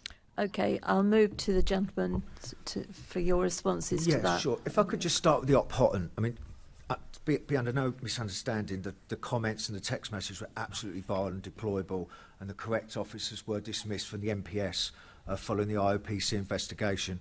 What concerns me about Op Houghton, there's two elements to this. Firstly, the matters were brought to the attention of the IOPC in 2018. The report was released in 2022. That's 4 years. Reports like that have to be timely to be relevant and to have an impact. I take the cynical view that it was a political timing to release that report, because we all know what the fallout of that report was, the resignation of one of the most respected commissioners in a very long time. Secondly, in terms of Op Houghton, again, I'll just reiterate the comments were vile, and there's no place in policing for comments like that in any forum.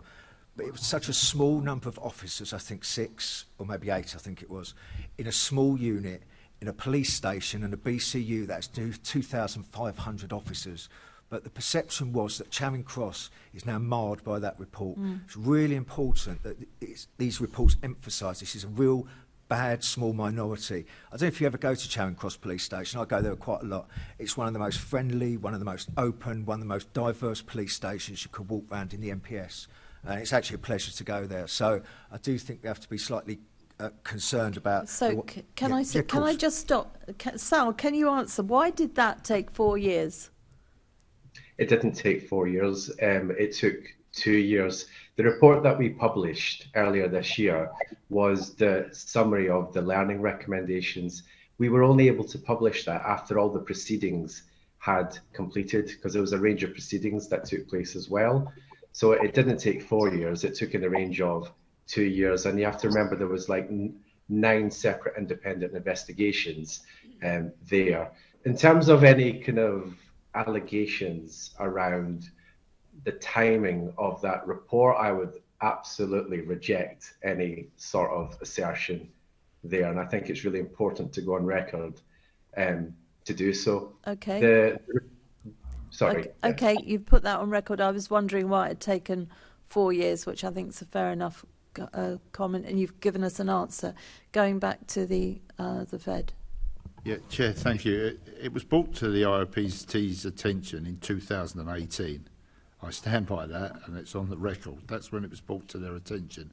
The investigation was a very, very large investigation. But the problem we have, we don't have any issue with the investigation. It was carried out correctly and in the right manner, although the time for us was too long, and we face that constantly in the world of policing. The problem we have is the dialogue. When we talk about public confidence, the dialogue that came out constantly from the Mayor and from others was directed in relation to incidents that happened with this investigation, which were prior. And I'll give you an example.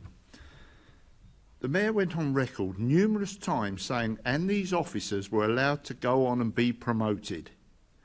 That wasn't the case. They were promoted prior to the investigation being carried out and completed, which quite rightly a police officer is allowed to do that under regulations.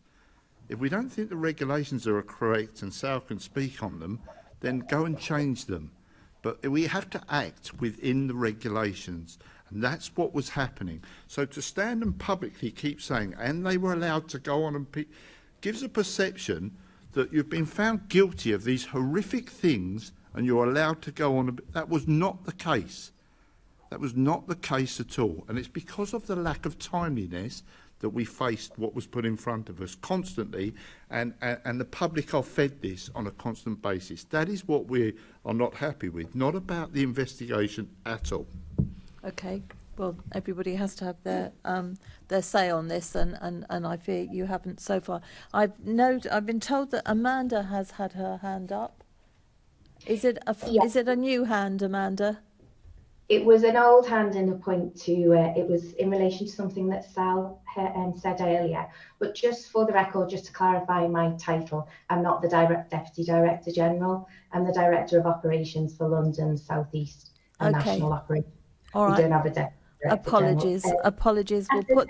That's okay. The point I was going to make was actually adding to the point that Sal made around learning recommendations, in that when we make certain learning recommendations under Section 28 of the legislation, forces are required to respond to those learning recommendations within 56 days usually, and we publish those responses to the recommendations on our website. I just wanted to make the committee aware of that.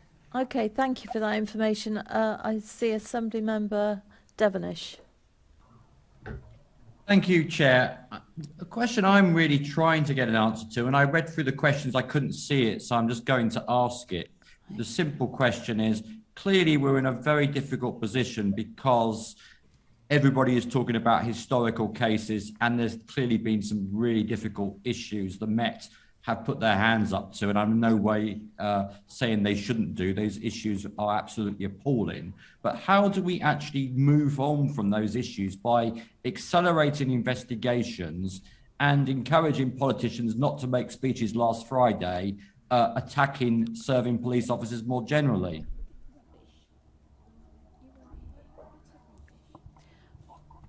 Right. Actually, you may say Assemblymember Devonish wasn't here. I wasn't here because I was in bed ill. I'm glad Sal managed to get here for that. I wish he'd managed to get here for this. Gentlemen, do you want to answer that or make a comment? And then I'll come back to Sal to see if he wants to make a comment. Chair, I do think that's quite an accusation that Assemblymember Devonish made. I was at the speech that the Mayor gave, and it was not. It wasn't. Yeah, exactly. It was not remotely an attack, and I just think that should be retracted. Well, I think it's the way he saw it. I saw it from my sick bed. So whether we were here or not, those of I us saw on the this speech committee live. do care. Yeah, I saw the speech live as well. Thank you, Assemblymember Devenish. Do you have any comments to that in particular? What I would say in response to what's just been said, we all have a responsibility, and we as police serve the public and have to have the confidence of the public. I don't think it helps that we keep drilling into the same things that we've been doing. We accept fully what the Mayor has said previously in relation to how horrific these incidents were. I'm not going to talk about the scenario with the Commissioner, etc., but we accept fully. So there has to come a point where we say, we've accepted it as police, give us the opportunity. We've accepted, as Sal said, the 11 scenarios. Everything's been taken on board. There has been massive changes within the MPS. I've done 30 years exemplary service. Throughout that, there has been changes all the way along. I highlighted to you previously about mobile phones. We are playing catch up with some of it, and that is the failing of the MPS. And they have understood that and are moving forward to get everything as it should be in terms of vetting. And I could sit here for hours talking about it. But we can't keep going on and on and on about incidents that have taken place previously when we have accepted the findings and what has been said. There has to come a point where we say, now we move forward, now we are addressing it, challenging it, and let's come to a new place so that the public can have reassurance and faith in what we do. Matt. I was just going to speak about the point about speeding up investigations. I mean, I know there's a section on timeliness or the 12-month bit, so I don't know if you want to wait till then, but... Yeah, let's wait till then. And at the end of the session, if any of you, including Sal, feel that there's something else you want to say, I'm sure the committee would be pleased to hear it. We'll move on now to Assemblymember Pigeon. Thank you. My questions are to the IOPC. I'm assuming it will be to you, Sal, but Amanda, please wave at me because I can't see the electronic hand if you want to come in. The issue for me is I want to use your data to help me do my job in holding the police to account and to improve performance. But how does London compare to the rest of England and Wales in terms of number of investigations, types of complaints referred to the IOPC from the Met? I mean, I was trying to look at the data and you sent links through to us, but 18, 19, 19, 20 seem to be some of the most recent data I could find, which showed that the Met was just one of 11 police services across the UK that saw a rise in complaints. Is that something we should be worrying about? Can you give us some context, please, Sal?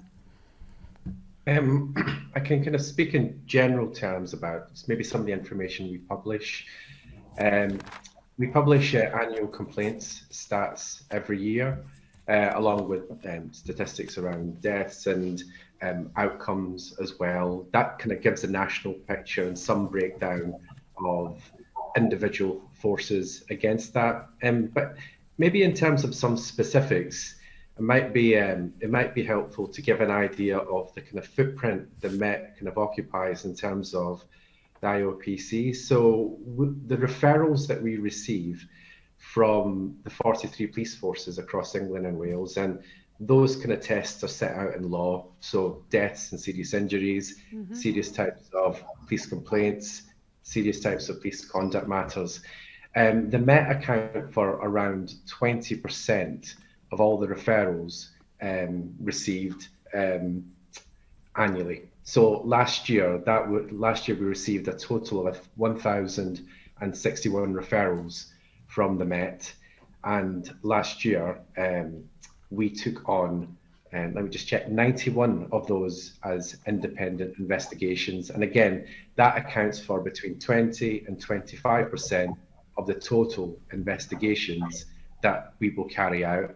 One of the interesting things that we have kind of noticed is around trends. So we've noticed over the past 3 years that the number of complaints that have been submitted to us through referrals has actually been declining slightly year on year. But interestingly, last year, 2021-22, we noticed actual uptake in terms of the number of conduct referrals we were receiving. and this had went up. I think we don't understand why it's went up, and it's something we will need to follow up on. But one thing to note against that kind of rising context of conduct referrals is that the test and threshold for misconduct referrals actually was raised higher as part of some of the recent legislative forms, because before a misconduct referral would have been any potential breach of the standards of professional behaviour, but it was raised to constitute any kind of breach which could constitute warranting a written warning. But despite that, we've seen an uptake, and that's something which we will be kind of going back to try and understand why that is the case and monitoring going forward. Okay, you talked about your referrals, but the Met, it's about 20% of your total. But are you able to look at that per, as it were, against the size of the force? Because the Met is so huge. So I wonder how you calculate that, whether you say it's, point so many complaints per 1,000 police officers, so you can compare all of the forces, so we can understand whether actually it's rather high in the Met, or actually it's sort of average and where it perhaps should be. That isn't something I've got in front of me, but it's certainly something maybe we can follow up in writing after. Is that not something you would do routinely, so that you can understand where there might be particular police forces where there are issues? We do have a way of contrasting and comparing forces, which I think the kind of methodology is kind of most similar forces, averages, and looking at that. But because the Met is so unique in terms of its size and scale, it doesn't lend itself easily to kind of that sort of comparator. But I understand obviously the point you're making, which was in, maybe just in terms of general themes and trends. And as I said, I don't have that information in front of me, but it's certainly something we can follow up in writing. I'm quite interested to really understand, you talked about your annual complaints report, which is more national, but you have a little bit of regional breakdown. I mean, your predecessor body used to report routinely every year to the MPA and give great detail on the work they were doing. Have you considered how you review sort of complaints and outcomes per sort of police force, so that you could make tailored and specific recommendations to each force, but also to those of us who are scrutinising? Is there a way that you could do that, so we could get an annual report to get a real feel for what's going on in London? I think in terms of the kind of oversight of the police complaints data, obviously, we've got kind of guardianship of the whole system across England and Wales. But obviously there's the role of the kind of the police and crime commissioners here as well. And obviously in London, that kind of brings me to Mopak, and Mopak ultimately have a role to play here. So obviously, we have kind of those regular meetings and discussions around some of those kind of key themes and trends that we see. And that is an ongoing dialogue that we have. Okay, well, I'm asking you whether you specifically, because of the unique setup in London, would consider providing an annual report to the Police and Crime Committee on the areas you're responsible for, so that we can look at that trend as well. We can absolutely take that away and consider it, yes. Okay, I think that would like action as well as consideration. That would be very welcome. Do you have the IOPC's thematic investigations revealed any issues that are of particular concern or challenge specifically for London? I think we published in April a report on stop and search. Yes. And that's actually made a series of national recommendations to the National Police Chiefs Council, the College of Policing, and the Home Office around the word that you used there, Caroline, which was around thematic concerns that we'd seen in our investigations around stop and search. So obviously we made recommendations to the Met in 2020, but that's kind of built on them. So for instance, one of the things that struck us when we were doing this work around stop and search nationally was how little kind of work had been done on trauma, and the trauma caused to those kind of communities disproportionately affected by the use of this policing tactic There's reams of research in America, but when you look at the kind of UK context, specifically England and Wales, there's little to no research to understand the consequences and impact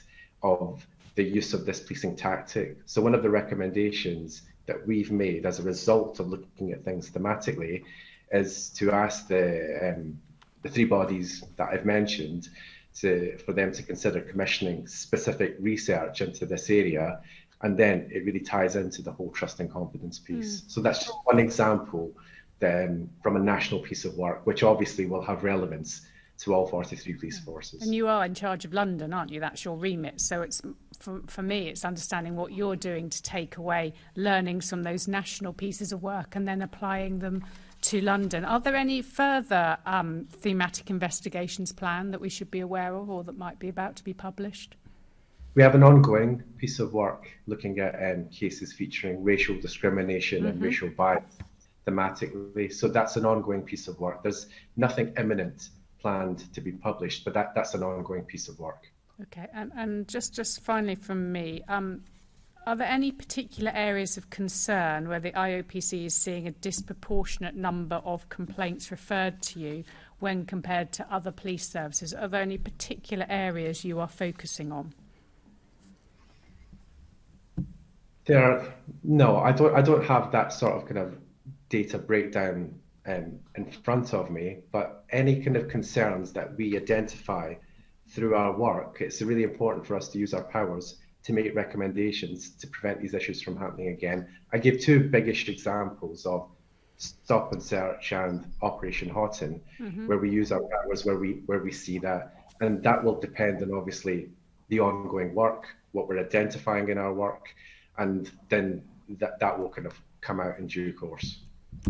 Okay, and I'm just really surprised that you can't give us that sort of breakdown and that sort of more forensic look at London, given you're in charge of London at the IOPC, and that's our remit as well. And we gave you more time so you could be prepared for today. So I'm rather disappointed, and hope perhaps you can think about how you can improve your relationship with us and data sharing so that we can both do our roles properly. Thank you, Chair.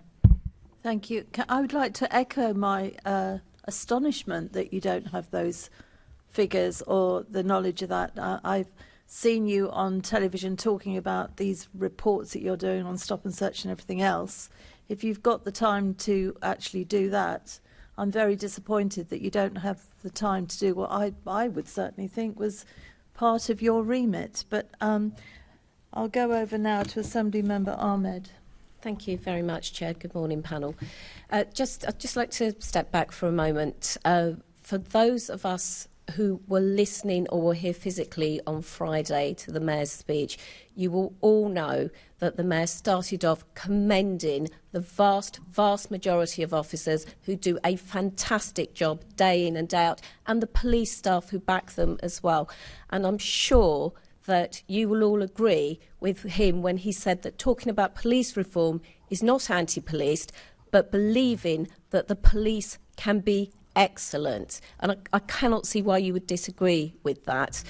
But to be excellent, and Matt, I absolutely agree with what you said earlier.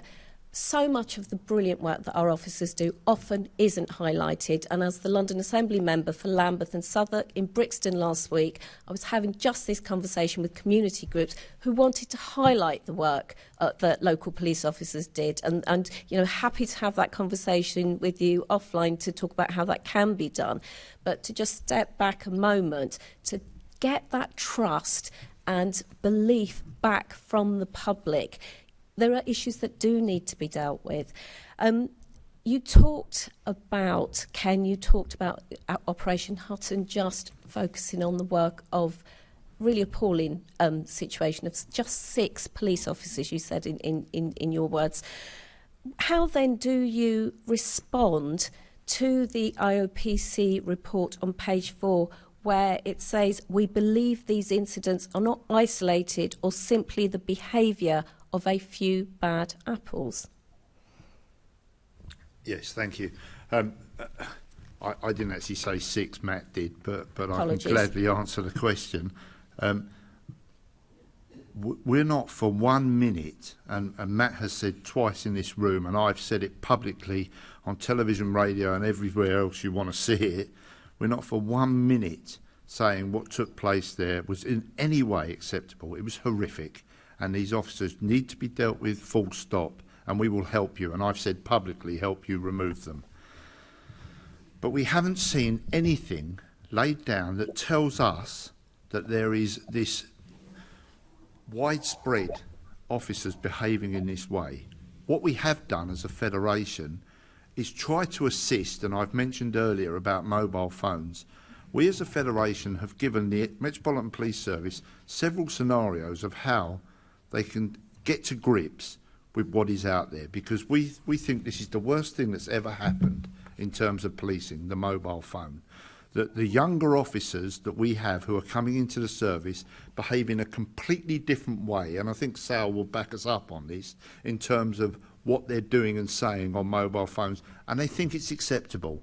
And the wider basis of the younger generation behave in that way, an awful lot of them. It's not acceptable for police when you join the police. But we need to challenge it, and we need to challenge it from the beginning. And there's been huge dialogue around how we do that, and we are the ones who have provided a way of dealing with it that hasn't been accepted or used. So when you say the commentary, and the Mayor has used the commentary previous, and I know on Friday he said how amazing the vast majority of my colleagues were, but previously there has been anecdotal conversation that we are all behaving in this way. There has been, and I can gladly share it with you out of here, there has been commentary publicly around the perception that all police officers behave in this way. They don't. The vast majority of the rank and file of my colleagues, as you've said earlier, are incredible. There are officers who behave incorrectly, who are being dealt with, and I think in most walks of life, in jobs, you will find that. It's not acceptable in policing. We will not accept it in the Federation. We don't accept it, and we challenge it ourselves. But we don't want this kind of grouping that we all behave in this way, because I think that feeds into the narrative for the public that we're not correct and we're not doing our jobs correctly, and that's where the fear factor comes from, which we don't want. We want a relationship that works well with the public. Always have done and always will do. Can I take this then to the IOPC? The quote from your report was your quote. Would you like to respond in terms of a wider issue than a few bad apples? Yeah, thank you. So the metaphor of the bad apples is used consistently, isn't it? You know, just across policing, it's, you know, just a few bad apples. What we were seeing, and what we've seen in other cases as well, is around the issue that Ken has spoken about, is around, you know, the issue of officers with a degree of psychological safety expressing really kind of disturbing levels of discrimination in groups made up of other serving officers. So the sorts of comments and which were kind of made public by ourselves earlier this year, they're not isolated incidents. You know, we do see this in our investigations. And just to take one step back, this is not just exclusively a Met issue.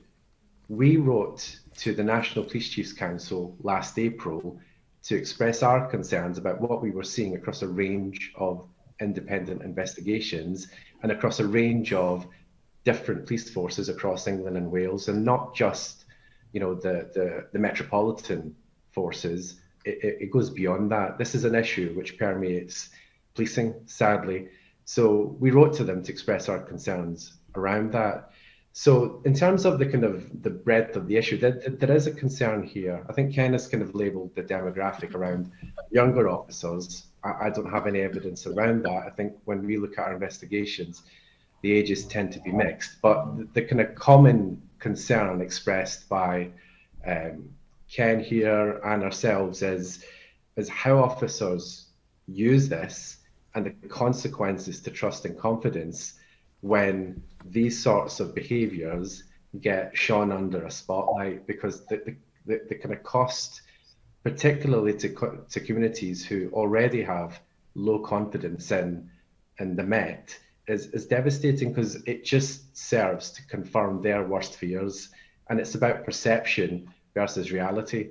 So for those communities, incidences like this just reinforce their perception, and it makes that journey to narrowing the gap in trust and confidence even harder. Thank you both. Okay, Assembly Member Desai. Thank you, Chair, and good afternoon to our guests. Three questions, Chair. My first question is to Sel. How does the IOPC assure itself that its investigators have the right skills, capability, and capacity to ensure the efficacy of its investigations? Sal. Thank you, Umesh. So in terms of any kind of investigators that work for ourselves, they have to come through the relevant training programs. They are accredited to a level 5 qualification, and that kind of journey around continuous professional development is a continuous one. But we have an accreditation program in place to ensure that the quality of our investigative staff is where it needs to be.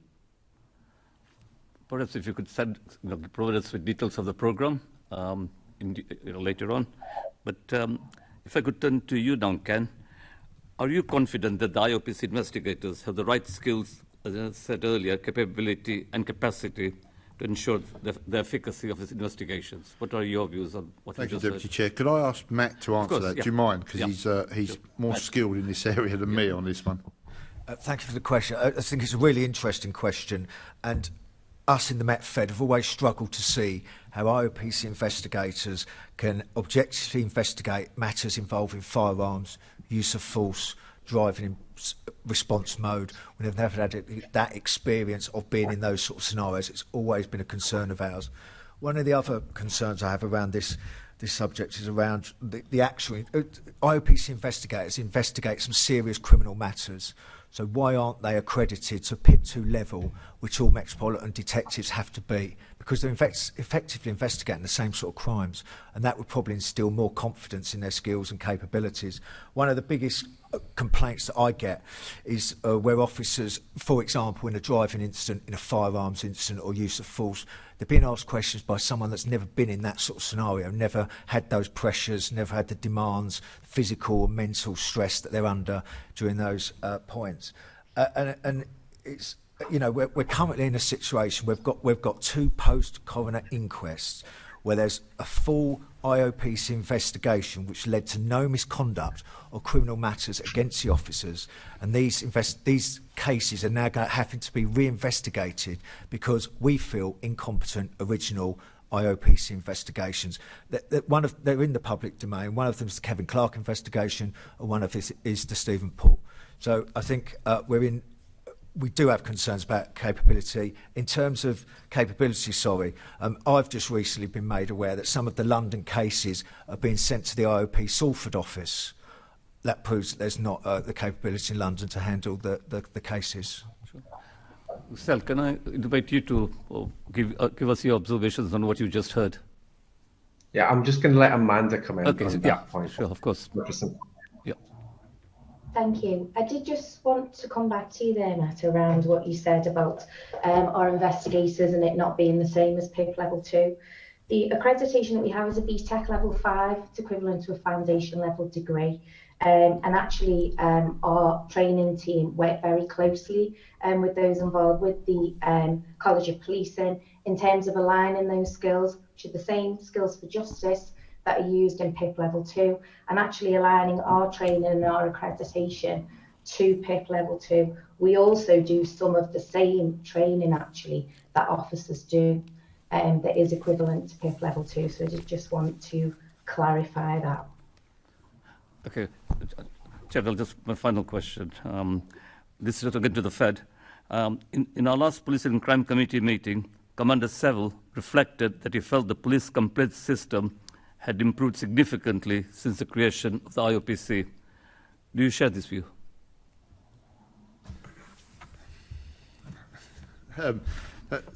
That's a difficult question. I don't want to fudge what you're asking there, because there are areas that are far better. And as I've said to you right from the beginning, and Matt holds this feeling with me, we are more than happy that there is an independent body that investigates the police. No issues whatsoever. We need transparency, because from transparency you get the public on board with yourselves if they believe that's the case. But there are too many incidents that we are fully aware of that are not dealt with correctly. Speediness is not carried out on them, and what we find very, very difficult is police officers are human beings, but they are treated in a completely different way to anyone else in this country. If another employee is going to be looked at for something they've done, they're going to be looked at. There is an onus of guilt that is put on every individual who is served notice of investigation. Because we don't have contracts of employment and we serve the Queen, you have to be served notice of investigation. That's governed within regulations by law.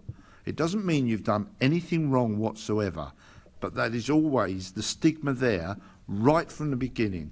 And you've seen, and there are high-profile cases at the moment that are out there.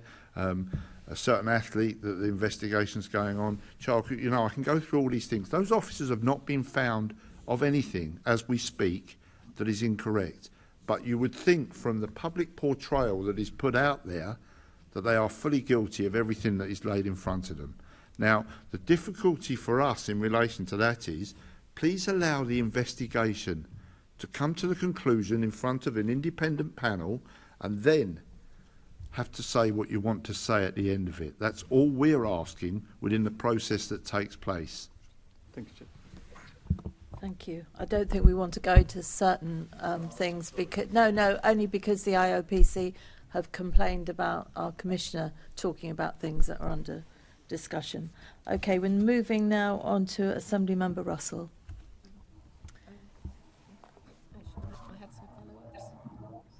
I'm sorry, you had follow. I assumed you said them in your previous. No, I have follow-ups to what my colleague. Right. Okay. Thank you. Thank you, Chair.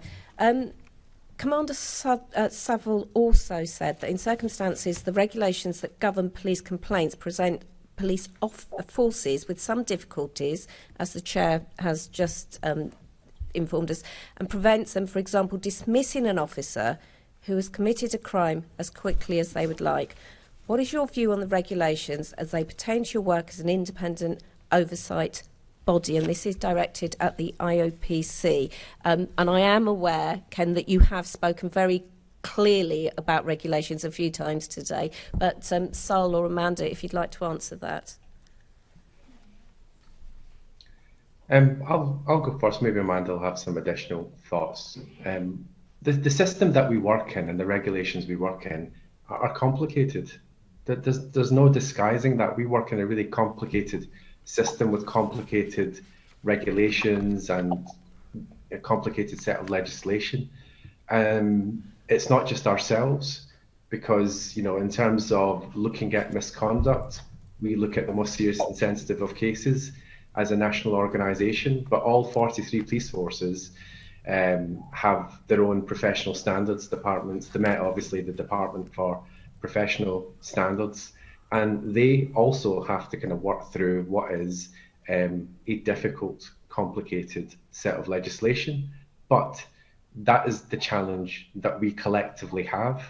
And I recognise some of the things and points that Ken was making there in terms of when we are completing our work. And for instance, when we complete our independent investigation, there are sometimes misconduct proceedings to run, which means we're very, very limited in what we can say, and any press releases we put out have to be very carefully thought out, because we do not want to prejudice anything that is yet to come. And the process, you know, by the time, you know, we finish and then the misconduct proceedings happen, there is a time lag. There is a time lag between the time the incident happened and at the end of the process in terms of the outcomes and conclusion. And we recognise that there are individuals, there are people caught up in the system and the impacts it has on police officers, on families. The timeliness point is not lost on us, trying to discharge our duty in a kind of really difficult, complicated landscape is our challenge as much as it is policing's. But that's the challenge that we have and we work through. But the point on impacts is absolutely not lost on us, and it's something we see day in, day out, and certainly I personally see. Amanda, was there anything you wanted to add? Yeah, I think just a couple of things, Sal, to go back. I think I absolutely agree with everything you said about the, about the regulations. In terms of timeliness itself, I think, as Sal said, we absolutely recognise the impact of that. And I think that we have done a lot of work in terms of improving that. It's an area that we focused on in order to not just improve our timeliness, but ultimately improve our service to our service users, which obviously include officers. Since the IOPC came into being in 2018, we've made significant improvements to that timeliness. We now complete 90% of our investigations within 12 months and over a third within 6 months. Now, some would say, well, that's still too long. Clearly, we want to complete them as soon as we possibly can. But I think we've demonstrated that since the IOPC came into being, we have made great strides in that area. The other area that I'd just touch on, I think, in terms of the regulation, I think this came up in a previous meeting, is about the case to answer test. So, and this may have been a question that was going to be asked, but the case to answer test is a test that's obviously it's in legislation. It's a test that should be applied by all decision makers. That's not just the IOPC, that's also the appropriate authority, the force themselves. And it's explained in the Home Office guidance to the police complaint system. And the test itself, I'll just explain it very briefly, or I'll read it out actually, which is probably more helpful. The test is whether there is sufficient evidence upon which a reasonable misconduct meeting or a reasonable disciplinary hearing panel could properly find misconduct or gross misconduct proven on the balance of probabilities. And I think the emphasis there is on could. The wording is could for us. So when we are making decisions about whether there is a case to answer, we are asking, could the panel find this? Ultimately, it's then for the panel to test this in terms of looking at the evidence, hearing that evidence, testing it, and hearing witness evidence as well, in terms of then ultimately making a decision about whether gross misconduct or misconduct is proven. And that is the difference between the two. So they are not remaking the case to answer decision. They are actually making a decision, ultimately, having heard all of the evidence and considered that, is the finding that there is misconduct. If it was a misconduct meeting, if it was a panel, then it would be, is there gross misconduct? Right, thank you very much. I do have other questions, but I'm conscious of time, Chair, so I'll hand back to you. Thank you, and I do apologise to both colleagues and guests. We're going to have to pick up the speed here a bit. Did you want a very, very brief? If I could just comment on length of investigations. I mean, timeliness is still a big problem. That's coming up next. Oh, okay, apologies. Yeah. Sorry. No, that's fine. Assemblymember Russell. Are you content with the length of time it takes to complete IOPC investigations in London? And I'll start with you, Matt, since you interpreted the question was coming. Timeliness is still a problem. Obviously, under the 2020 regulations, there was Regulation 19 of the conduct regulations, which compelled appropriate authorities to write to Mopak when investigation went over 12 months to explain what had gone over 12 months. We find it's actually worthless and not really increasing the speed of investigations. I'm yet aware of any sanction to be imposed on any investigator who takes more than 12 months to complete their investigation. So unless there's a sanction when investigation goes over 12 months, there's not that they're not compelled to do it. So it is still a problem. Some investigations by the IOPC and by the DPS, I won't just point out the IOPC. There's one investigation up Irvine and Oxford Trent which was instigated in 2018 and that's only recently been sent to the CPS. I won't go into any more details about the case, but it just highlights there's some really long and serious cases out there. The impact on officers is phenomenal. Generally, they're either restricted or they're suspended. The impact both financially for not being able to complete overtime, the impact on their families, both mental and physical health strains that are put upon them. We don't think the IOPC investigators have any understanding what the impact of their investigations have on officers or their families, as I said, particularly when they're restricted or suspended. Okay, thank you. I mean, we heard last week from, not last week, 2 weeks ago, Kenny Bowie from Mopak, that from an officer perspective, we'd want them out working on the beat as quickly as possible. And equally, if they're going to be found proven and to be dismissed, we'd rather that taxpayer money was not spent on their salary, and that the whole thing was dealt with as quickly as possible. So, can I turn to the IOPC? Is this one for you, Sal? Yeah, just in I'll terms of the timing. What's your desire on timing? And do you have? Sorry, go on. Sorry.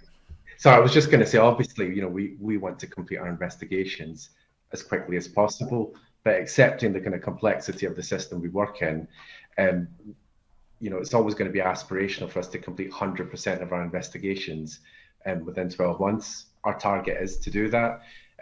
For Met-only investigations, last year we completed 82% within 12 months. Actually, a third of them were completed within 6 months. So, yep, there is challenges around some of the more complex investigations that we've got, which can potentially involve criminality and a range of other matters, which means that some things do unfortunately go over 12 months. But compared to where we started and our predecessor, there has been kind of year-on-year improvement. But that's a challenge for us. Continually to make sure that our investigations, we're completing them as quickly as possible. But the picture I would suggest being painted is not one where we are consistently failing our timeliness targets. We are actually meeting them, but that doesn't mean that we are complacent or we rest on our laurels, because we have to always look to see how we can improve. But by the very nature of the work that we get, as I said, the threshold for misconduct has been raised. So what we are seeing is more complex, and the most kind of serious and sensitive matters, which tragically involve deaths in custody, and these things will take a certain course of time. But the picture is one of year-on-year improvement. Mm-hmm. So you're saying sort of a third of them, so 33% are dealt with within 6 months and 80% are dealt with within 12 months. So that last 20% are those the ones that involve possible criminal investigation and prosecution, or are there investigations that involve criminal investigation and prosecution in those shorter timescales? There's a mix. I don't have the specific kind of breakdown, but in general terms, everything that could take longer than 12 months isn't exclusively just criminal. There will be a range of matters, and there sometimes matters can get held up for sub judice reasons. There could be inquests ongoing. There can be a range of things, which means that it has to unfortunately go beyond that 12-month range, but it's a range of reasons. I couldn't single it down to the fact that it's a criminal matter, meaning it will go over 12 months, because there's many criminal matters that are completed under 12 months as well. I've got Ken Marsh wanting to come in. Thank you, Karen, for letting me come in. Can I just say, we as police couldn't take this long to investigate the public in this way, but it's acceptable for us as police officers. There are no controls as to how long these things take, and that's the problem we have. Let me put this back to the IOPC.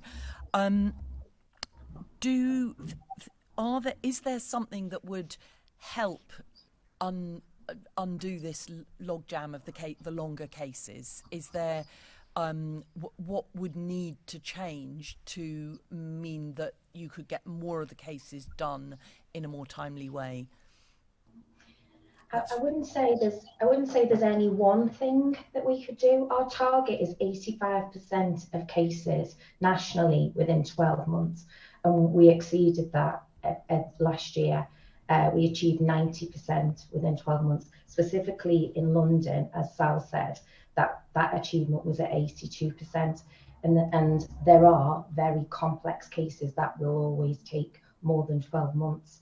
As Sal said, some of those cases are because there are matters before the court. So if there is a parallel investigation into a matter by the police force, for example, and I'll give you an example. Let's say there was a shooting which we were investigating, but there was also an armed robbery investigation by a force. Part of our investigation would be held, as Sal referred to, as sub judice, meaning that we couldn't deal with matters until the criminal investigation, the parallel criminal investigation, was dealt with. So that can happen. And because obviously of COVID, there is, as you will all know, a backlog in the judicial system and in the coronial system as well. So there are a number of different factors. So to answer your question, it's really not one specific thing. Clearly, we want to continue improving our timeliness, as Sal referred to, and we're striving to do that year on year. And we're working with other people within the system to try and make those improvements, because we are not the only people within the system either. So we're working with coroners, we're working with CPS, we're working with other organisations to improve our timeliness and work together. And also part of that is working with the forces and working with the Federation in order for them to help us speed up investigations too. So it's about working together to achieve it. Thank you.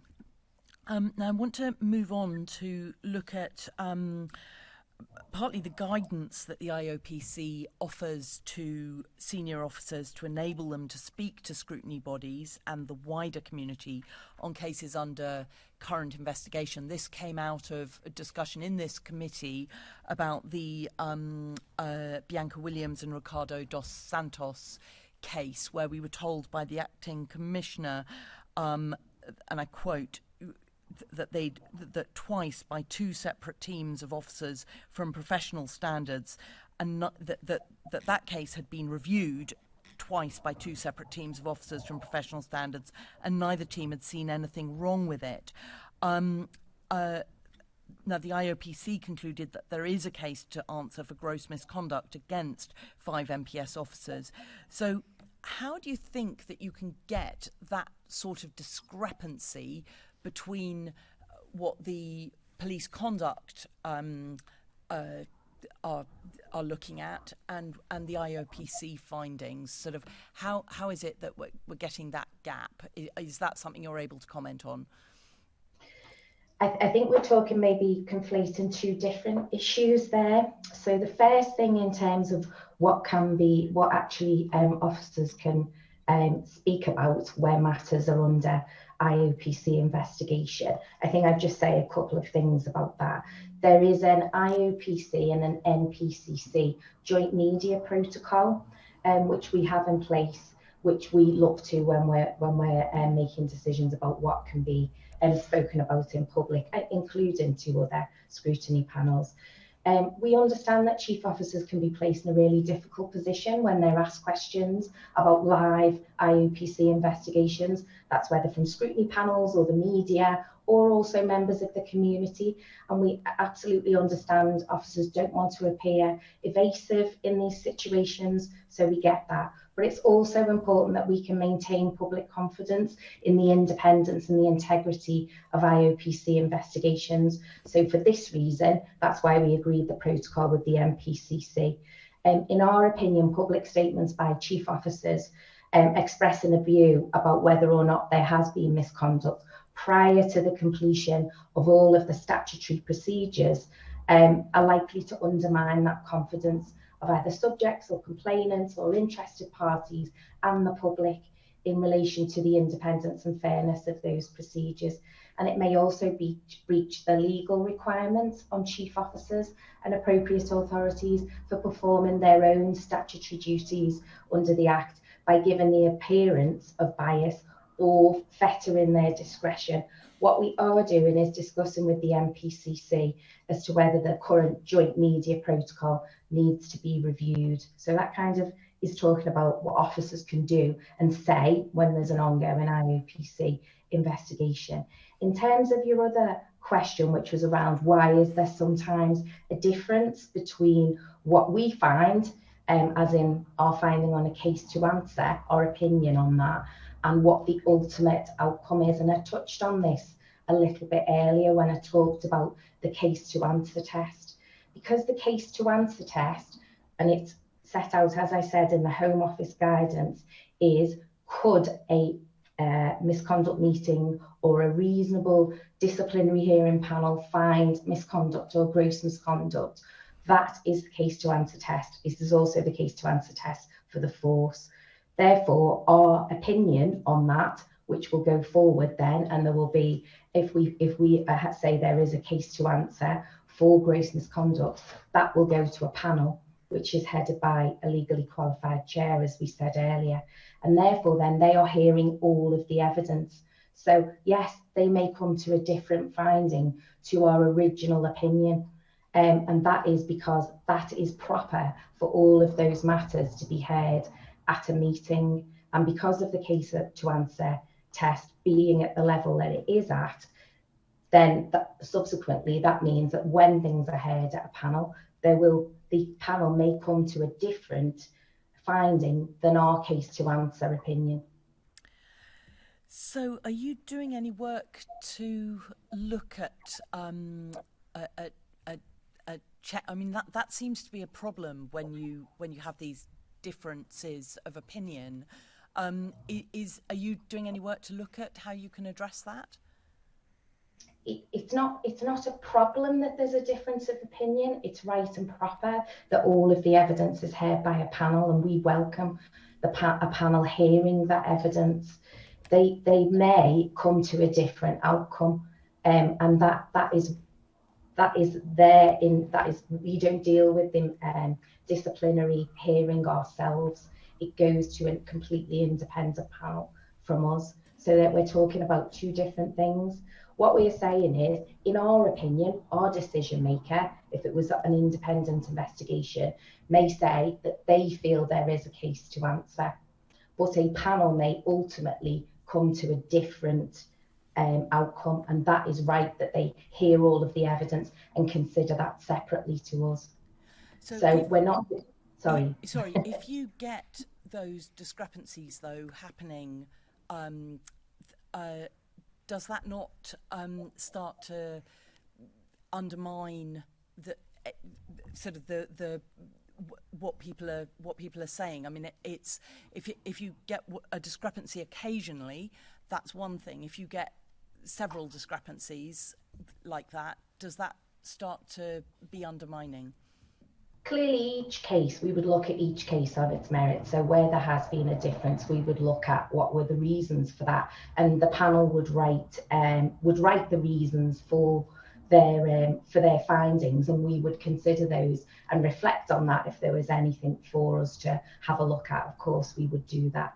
But I think in terms of where we've had a case to answer opinion. I think Sal might be able to help me here, but I think it's 72% of misconduct proceedings. Yeah. So in the MPS for the financial year 2021, 72% of misconduct proceedings following an IOPC independent investigation resulted in a case being proven. Thank you. Thank you, Chair. I think the Met just want to come back on it. If I could just comment on that. I mean, I beg to differ that there's a problem when there's a discrepancy between decisions, because we then get unnecessary hearings going forward, massive public expense, massive stress to the officers not being able to perform their duties, and all the ramifications on that. In terms of the The IOPC talk about this case to answer, but you've also got to put in a prospect of success, we believe, and I think that's what the DPS do, and that's why there's often this discrepancy between the DPS and between the IOPC. It's worth noting that the statistics around misconduct proceedings, but let's look at the gross misconduct. Of all of the forced gross misconduct hearings that the Met have had to hold because the IOPC have enforced their statutory power to force them to hold a hearing, there's only ever been one dismissal, and that was an officer that was no longer serving and didn't turn up to the hearing. So I think that just gives some context about the difference in the decision making at the IOPC and the difference in the decision making at the Met. Okay. I think I should give the IOPC just a chance to come back. Very briefly then, we're really running over. Yeah, I just wanted to say that it's the same case to answer test for forces and for the IOPC. It isn't different, and it's set out in the Home Office guidance. It's exactly the same test. So I'm not sure Matt just referred to an additional test by the DPS. It's the same case to answer test for both. And I think Matt referred to forced hearings. I think he's talking about directed hearings rather than forced. Okay, thanks. Right, okay, we're going to move on to the second section, which is IOPC investigations and the Met. I'm starting, so I'll come to you first, gentlemen. The Federation has criticised how partial social media footage can distort police incidents, but such footage has led to the IOPC concluding misconduct took place. What is your view on these clips being posted to social media? Please don't do it. It is the very straightforward thing. We've spoken a lot today about the ramifications and expectations of officers. Now, we accept fully, and I can't, we've said it too many times now, that we have to be able to put across to the public that things are being done correctly so they have faith and confidence in us. We understand that.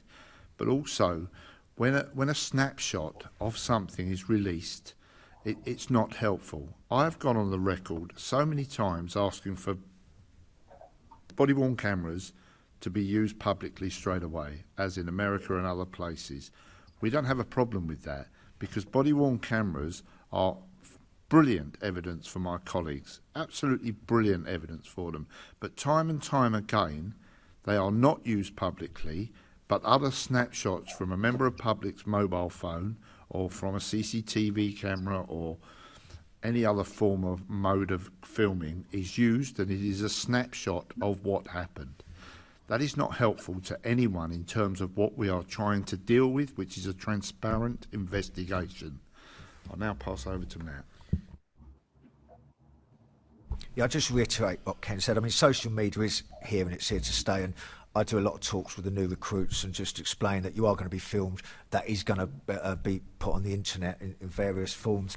What we find is it's normally edited, it's normally a snapshot, and one of my big problems is when either the IOPC or indeed the Met comment on these small snapshots of social media posts when they've not seen the full film, which quite often will put an incident into context. So, for example, use of force, a baton strike. Just a baton strike on its own, it looks excessive, it looks disproportional. Run the full 10-minute incident and the members of the public will understand why that use of force was used. So they are here to stay. I reiterate what Ken said, please don't put them on there, or if you are, put the full incident on there. And I'd make a plea to chief officers and to the IOPC, don't comment on them publicly until you've seen the full footage. Well, the trouble is lots of people comment on them. People are not going to stop putting them on there. I have asked the previous commissioner, I've asked the acting commissioner, because I agree, I think that body-worn footage should be, that the police officer has the right to have the same as the public. Why will they not do it? Have you got any information as to why we cannot see this footage? Yeah, I mean, there's a couple of issues around this. I was told once by a predecessor that, well, you don't want it all out there. It's not good for you. Well, I do. Yeah, we do. I have no issue. I'm sitting here as the chair of our police officers in terms of their representation, and if they're idiotic enough to behave in an incorrect manner, knowing that it's being filmed, then I would suggest they shouldn't be in the police. So I do want it out there. But what I would say is, in terms of body-worn cameras, which we push for massively, they are a reassurance to the public. You know, everything is being filmed. So why can't we put the scenario out? Because I'll give you an example. I don't know if you all remember the incident where the officer had his knee on black gentleman's neck out on a public high road. That looked horrific, what was put out. But the outcome of that, no action was taken, because when you looked at all of it, all the body-worn cameras, all the scenario as it was played correctly, it was justifiable, the actions that were taken. And that's what we've got to accept and take on board. We've said it so many times here today, let's let the investigation take place in a timely manner, but let's let the investigation take place, and let's have everything we have there for that. Let's not have snippets that come out from the Mayor, from the IOPC, from whoever, which don't help anyone, because there is a deference put on what is seen, which we don't want out there. No. Okay. IOPC, so Sal, please. Does the sharing of footage on social media help or hinder IOPC investigations? It's a real challenge. It's a real challenge for the reasons that Ken has set out, because you're getting a partial picture of an incident. And I think one of the challenges around social media also is that how quickly an incident can potentially become viral, and it can cause kind of trust and confidence issues really, really quickly. And so that's a real challenge, as much as it is for us, as it is for the Met. In terms of what needs to happen next, I'm going to echo some of what Ken has said. We need to let the independent investigation take its course. It's really difficult because with a partial clip, as is the case, there's a lot of commentary out there, which is what it is, but it doesn't help, because obviously when we do our independent investigation, we will get the full evidential picture, and then we will reach a view at the end of it. So there's real challenges around this kind of newer aspect to the kind of considerations around misconduct. It's obviously a reality for all of us now. In terms of kind of any commentary by the IOPC, I'm not really sure what's meant by that, but we're very alive to the fact that an independent investigation needs to take place. So we wouldn't be offering any kind of prejudicial commentary. In terms of there was an additional point, wasn't there, just around kind of releasing the footage. And I'm conscious that Commander John Saville kind of covered this point as well when he appeared before the committee. It's complicated in this country. We operate under different legislative requirements from the US, which I think regularly puts this out. We've got GDPR considerations around the individuals who've been videoed. There's a potential for prejudice to any possible future proceedings. And there's considerations around what you might publish. Some incidents may involve multiple officers, all of whom might have body-worn video running, for instance, and the inevitable even editing of the footage risks accusations of bias.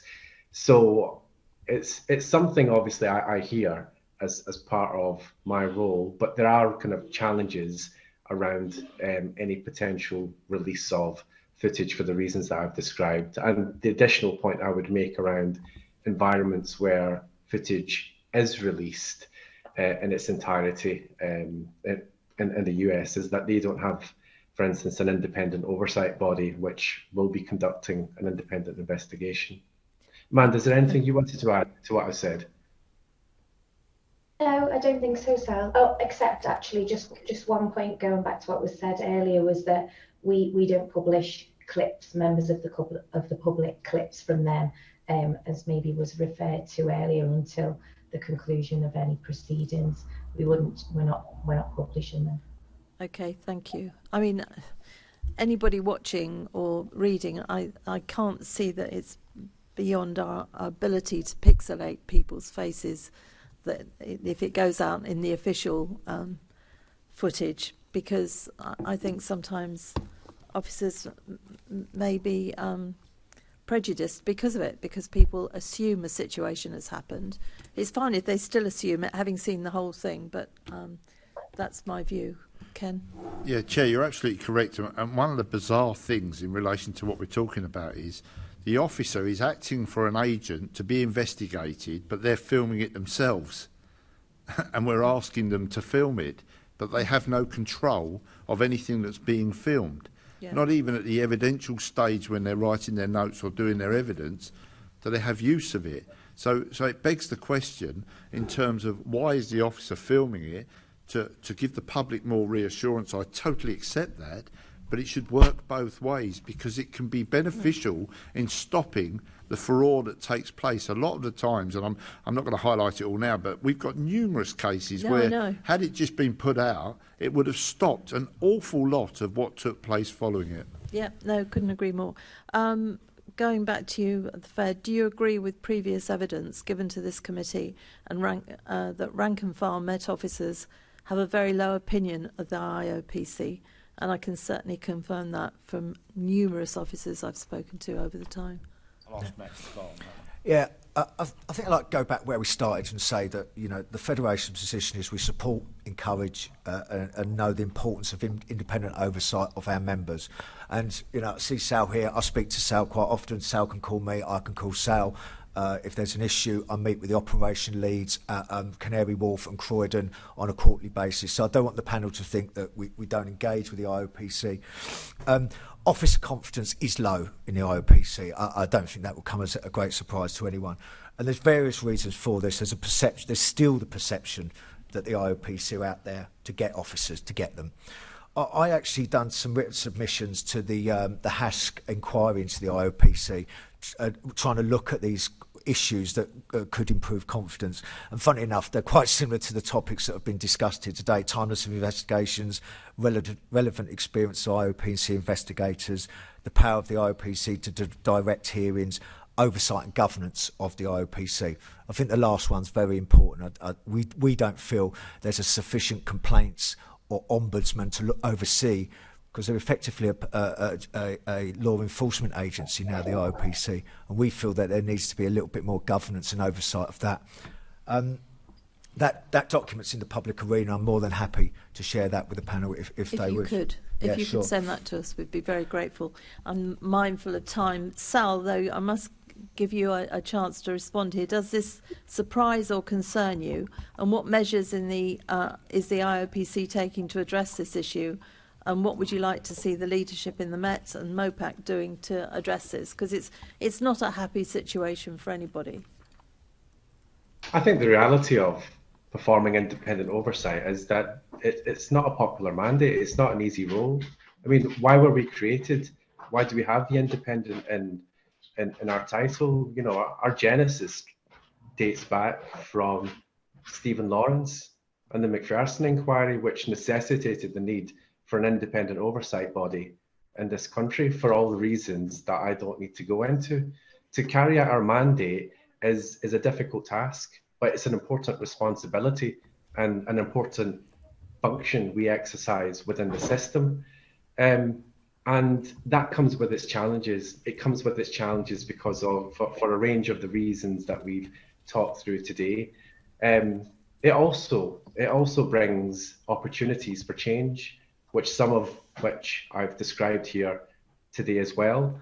So the fact that, you know, our mandate causes concern and having an independent body that does that is not something that, you know, I can apologize for in terms of why we exist. In terms of kind of lower confidence amongst different stakeholders, of course we would always want to improve that confidence. Of course we want to look at any areas where we can be better as an organisation, because being an independent organisation means carrying out that independence without fear or favour. And if there's stakeholders who form part of our kind of landscape who don't enjoy the same trust and confidence, then of course we will engage, we will discuss.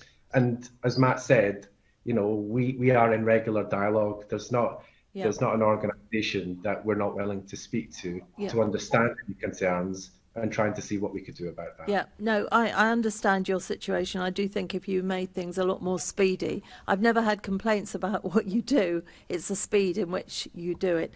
But I'm so mindful of time. Assemblymember Moema. Thank you. Would you consider officers under, this is to the IOPC, to Amanda and Sal, would you consider officers under investigation to be fully cooperative with you when you're conducting investigations? In general terms, it can be a mixed picture. And sometimes that can contribute to the delays in our investigations as well. I don't have any kind of specific examples to kind of draw upon for today's conversation, but it's something that we're certainly alive to. And there's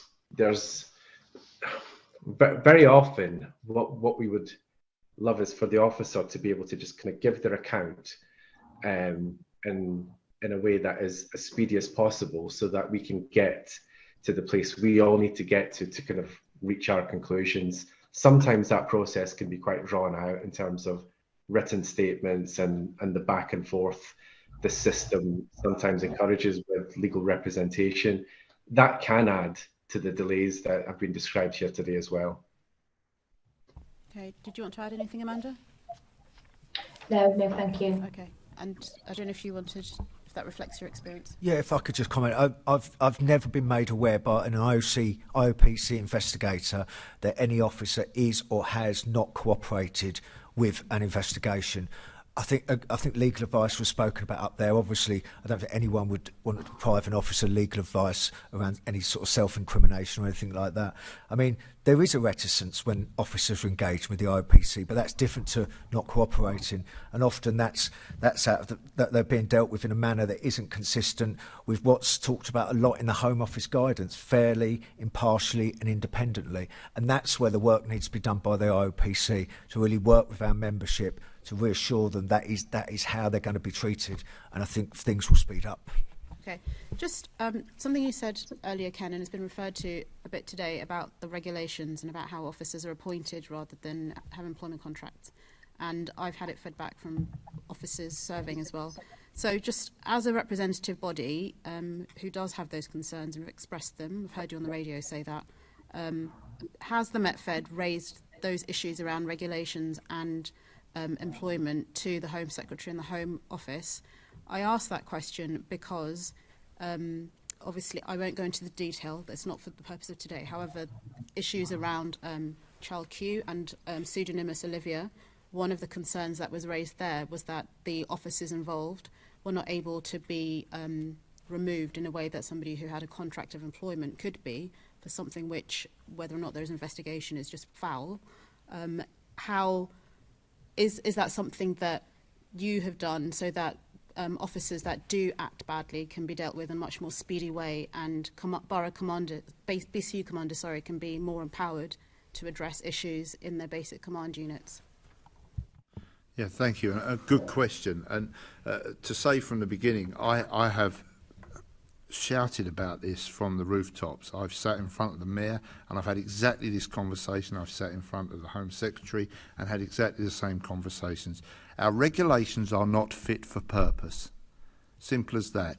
But you can't chastise us as a body because of the regulations, and that is what is taking place. And you talk about officers that you want to remove. You don't have any power whatsoever within regulations. The Commissioner doesn't have power. This was one of the issues with her and the Mayor and the loggerhead they came to, because she does not have the authority to dismiss an officer. That is defined in regulations. We are governed by, as you quite rightly pointed out, regulations. We don't have contracts of employment. We serve the Queen. So we have to be governed by something, otherwise what are we? Just very quickly, yeah, so I'm not disagreeing with that. I guess my question is, as the body representing serving officers, and given that the former Commissioner said that she didn't have that power, have you, on behalf of your 44,000 odd members, you know, that there is scope there to fix that problem. If the regulations are not fit, then what changes would be useful in order to make that happen? And So, where have you put them? Yeah, so I represent police officers, not police staff, because they have contracts of employment. So we are only represent. Yeah, I have raised that. I do want it changed. I do want a review of regulations per se, so that the opportunity is put in place for officers that, and I'm not going to highlight who they are. You know who they are. Can be removed immediately. We would assist you doing so. You know, it's very, very straightforward. But we are often criticised as a federation for protecting them, for doing things to, you know, make them stay in the job. No, we are governed by regulations and we have to adhere to that. That's why my colleagues are federated members. So in answer to your question, yes, let's have a change in, let's have a full review of regulations. I've asked everyone for that. And I have another quick question to the IOPC. We found out last week that officers that were implicated in the investigation into the Child Q case are now going to face gross misconduct charges rather than simple misconduct charges. And so whilst that's welcome, I wonder what lessons have been learned from that process in light of the question and feedback from the MetFed there around regulations. I'm just going to add a brief comment around this. Misconduct notices, gross misconduct notices have been served. There's no charges or case to answer decision that's yet been made. So there's a distinction there. Thank you, yeah. Sorry for me. Yeah. In terms of the case. But in addition to that, I'm not going to go into the Child Q case because it's a live independent investigation. It has obviously an enormous profile. But because it's a live independent investigation, you'll have to forgive me. I'm not going to kind of go any further than offer that additional clarification. No, that's fine. Okay, thank you. And then just finally, around the changes on stop and search, section 60, I think officers have been provided additional powers to issue stop and search, section 60s for given that you're doing lots of work around thematic reviews, I wonder whether you anticipate additional complaints or allegations against officers for how these might be, this might be used in future. Are you anticipating some of that? Can I ask for a brief answer here? Really sorry, we're running so over time. Briefly, potentially, and it's something we'll monitor. Thank you. Assembly Member Dr. Sahota. Thank you. This question is for you, Sal. How would you describe your working relationship between the Met and the Mopak? I think we've got a good working relationship. We deal with some really difficult issues, particularly over the past few years, but we've got good professional working relationships which enable us to speak when we need to and to be able to deal and to have difficult conversations. So I would say the working relationships are pretty strong because I think they need to be able to deal with what we have on our kind of collective plates at the moment. And what criteria do you use when you decide to reopen cases up? Is it just the new evidence comes board or is it some other factor that make that determination? There's actually quite a detailed process set out, and if it's not been provided to the committee, we can certainly send that kind of guidance over. It's a matter of public record. There's quite a detailed process we would have to go through in order to consider whether we needed to reopen an investigation. But if it's not part of the pack, we'll make sure to send that across. Thank you very much. Thank you for that. That's what I wanted to say, Chair. Okay, Assembly Member. Chair, I think my question has already been answered by Right, okay, fine. We've come to the conclusions here. There are quite a few things, Sal, that we haven't got responses on that we'll clarify to you in writing. I am disappointed. You were invited and it was agreed that you would come on the 31st of March. So you've had nearly 3 months to get these in place, but we'll put it in writing what we want the answers to. You just confirmed that you'd give us details of certain things which we'll add in there. We would be interested in details, please. So I would like to thank our guests for attending and for their answers to our questions. Can I ask the committee to note the report and the discussion? Thank you. Can we also delegate authority to me as chairman in consultation with party group lead members to agree any output arising from the meeting? Thank you. Can I ask the committee to note the work programme? The next meeting of the committee is scheduled for Wednesday the 6th of July 2022 at 10 a.m. I have no urgent business, so that concludes today's meeting.